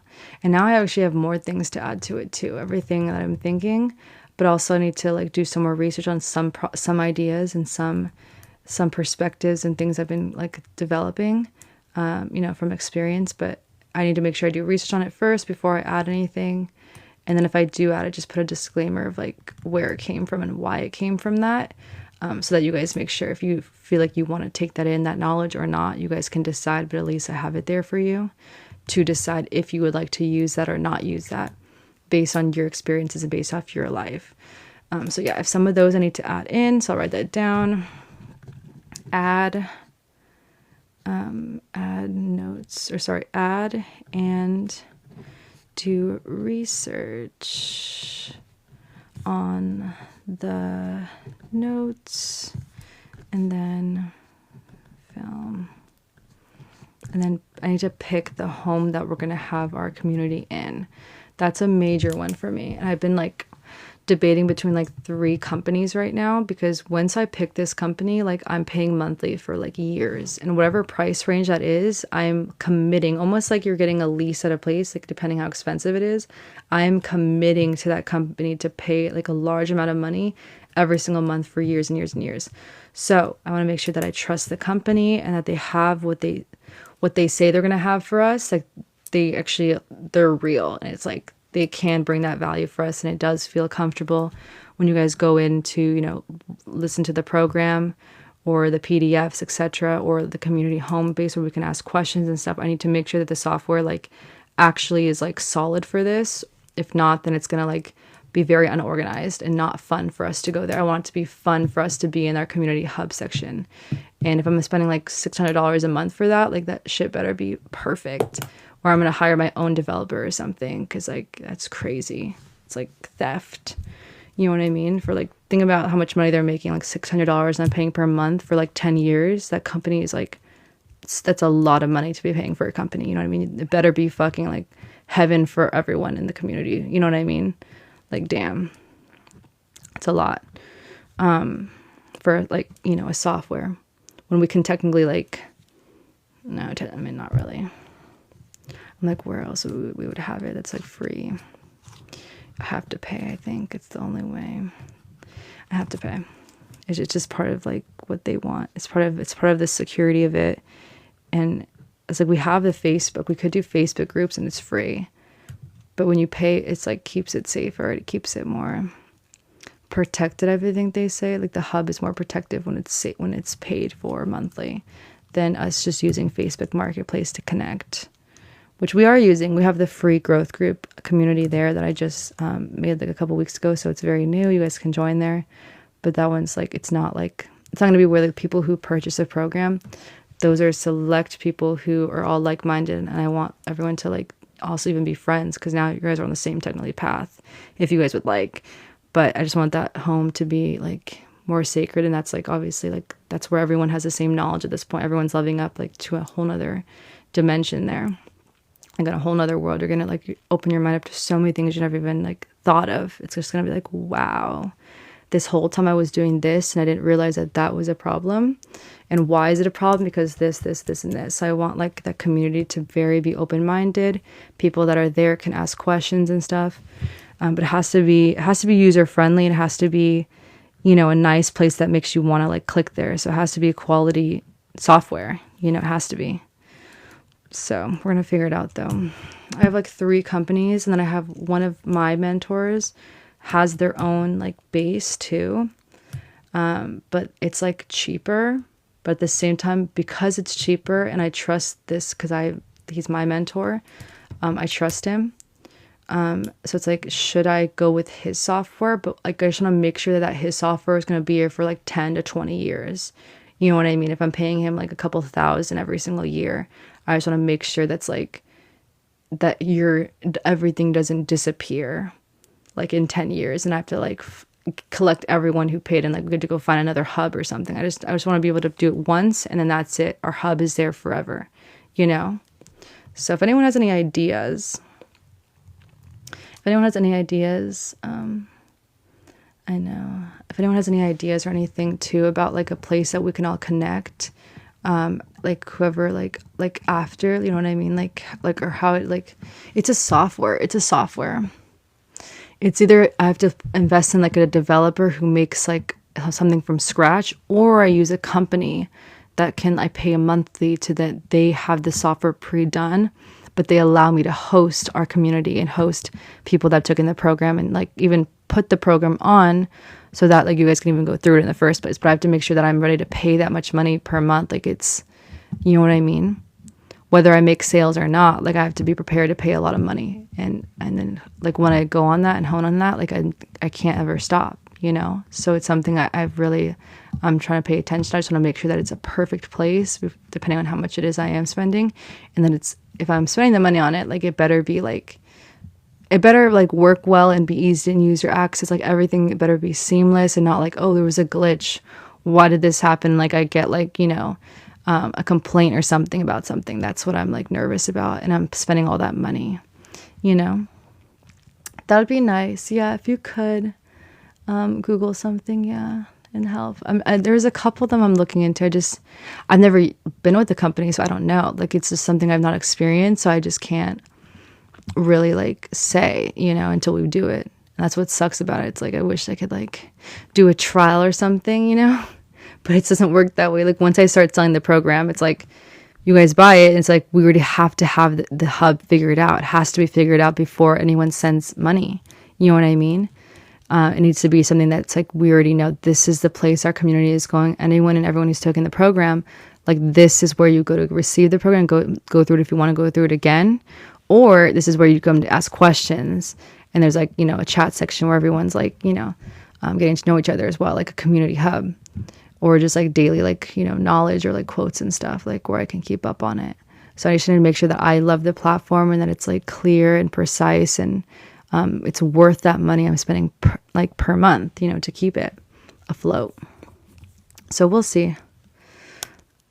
I could end up hiring a developer too, but it's going to be a lot more money. So we'll see. I don't know.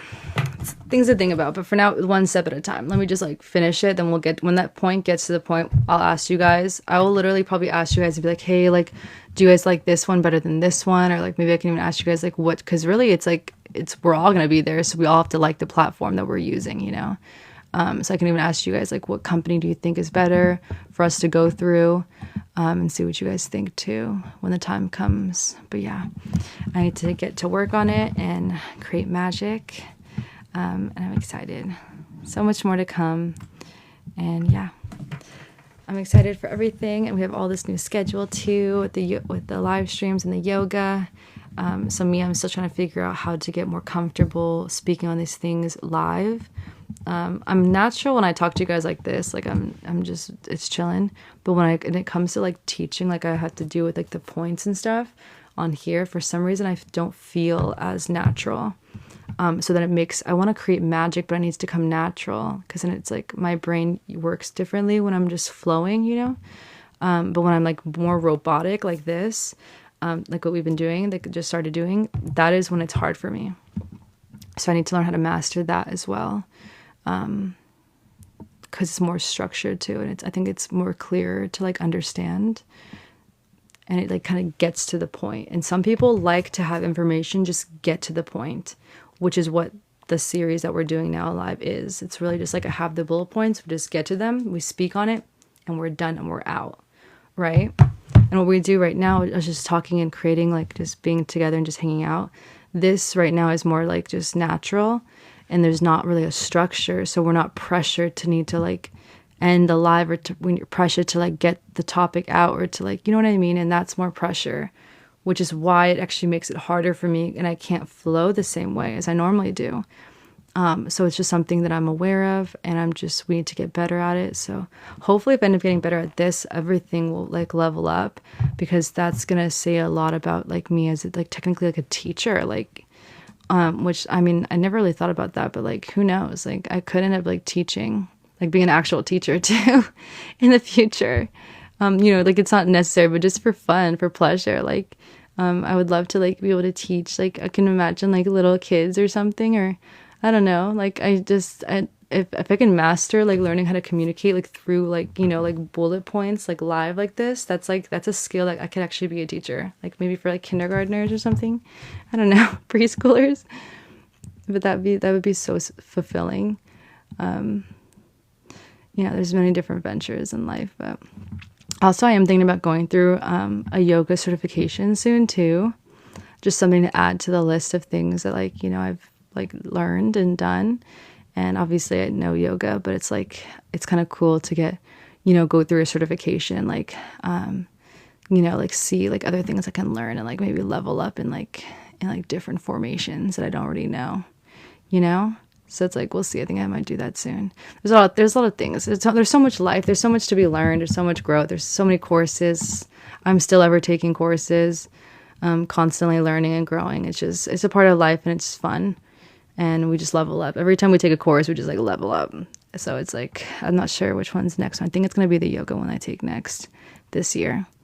We'll see. I'm not sure what month. I just want to make sure this all settles. I get past this little point right now, that I can start taking courses again, and then have time to like study. So we'll see. But yeah, loves. Yoga's fire. Yeah, I know. The mind is stronger than the... Yes. Yeah. Yes. Ooh, I love your profile picture. Are you doing a handstand? I used to practice handstands. I kind of like handstands. They're just so difficult. Like, that was when I used to, I was dancing, every single day at the gym. And then I stopped. Then I went on live stream is what happened, actually. I was practicing my handstands, and then I started live streaming at Gold's Gym in Hollywood when I became a live streamer, and I went solo. Remember, we were doing the fitness lives there.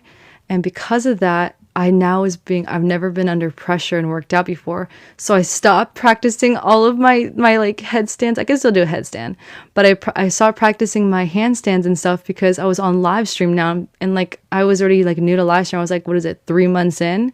So I was still just trying to get comfortable with even being on live. And then now I'm about to do like trying to do like handstands on live, and like just every single day putting myself under pressure like that. There was already too much pressure. I was already dancing 5 hours a day. So I was doing like 8 hours on live every single day. I'm not going to try to force myself to learn how to do a handstand. I just stopped ever since then. Maybe I'll bring it back though. I could, because now I'm more chilling and I'm not dancing like 5 hours a day anymore. So there's no like, I'm not doing anything that's super, super intense in my body that would like make me not want to do it either. So maybe we could add that back. I was even thinking about adding back like we used to do at Gold's Gym, we used to do the back bends. We used to do breath work. We used to do meditation and back bends every single time at the gym, which is Monday through Friday. We used to do that on live together and practice that. We could end up bringing that back too. It would just make our a little bit longer, but it could be good for like, the lower back and like stretching our lower back. I mean, it's not like I'm like dancing to where like I need to have those skills anymore, but it's like, it could just be fun to add to it. And then also like the breathing exercises. And also back then we used to kind of get hate because people were like, why are you sleeping on live? Because I was like meditating and like doing breath work. They were rude to us then. So that's another reason I was like, oh, let me just like not do it if it's like people are rude. But now that we have the comments off and I have everyone focusing in on like working out instead of commenting on the messages, it actually means that we possibly could bring breath work and meditation back, which will make us a lot more relaxed after a workout. It could be something we do. Oh my god, yeah, ASMR too. Yeah, we did a lot. We did so many different live streams. Hey, Kadara. We're talking about like the plan for like yoga right now, like thinking about like adding things like how we used to have it. I used to mute the. Oh my god, remember Kadara? People were so mean. They're like, is she asleep? They would say mean things. Like, why is she laying there? But I was literally just doing healthy things. They're so mean. It's hilarious. I never saw it though. They would tell me like they're like so mean. People are so mean when you're like laying there. They would tell me, but I wouldn't see it because I'd be laying there like meditating, literally. So I just would hear everyone say it though. They were the worst. It's horrible. How are people so mean when you're literally taking care of your heart and your soul and your mind? That's crazy to me. That's why we stopped too. It's like, how can people be that mean? Like, breath work will change your life. Like, these things that you learn will literally make you a better person and happier and healthier. And like, people are just so close-minded. It is crazy to me. It is crazy. But yeah, it's insane. I have to, oh my god, guys, it's already like 1. I have to post on the other ones first, and then this one. I've been kind of late on that. I kind of should be, I probably should go right now. But tomorrow we'll be back. Monday, we'll do the mindset one. We'll do the conscious mindset shift. We'll do the Let's Grow Creator, and then maybe movement mastery tomorrow. But for sure, we're doing the mindset and the shifting, the conscious shifting, and the other two. If I feel up for it, we'll do those lessons as well. And then for sure, per usual, our yoga, our workout, yoga sculpt. And then, we'll see. I love you. I miss you, Clara. I miss our dancing times. Chris, thank you for the follows. Good night. Good night, loves. I love you guys so much. Thank you for today. I hope you guys enjoyed me going through it, the series or the live stream series. And then we had like a deep conversation after that was very eye-opening. I love having deep conversations like that like make me think. And then I think outside the box for you guys. And then we like both level up because like we're like seeing different perspectives. And we're just adding to the perspectives we already know. And then we just help each other like learn more. Even things that other people don't know, we create from nothing. So it's I love it. I love what we have here, this community. I love you guys. You guys are so cute. I'm sorry. I love you guys. Okay, we need to sleep now. Remember I used to do that. I used to kiss you guys. I have to go. I love you guys. I'll see you guys tomorrow.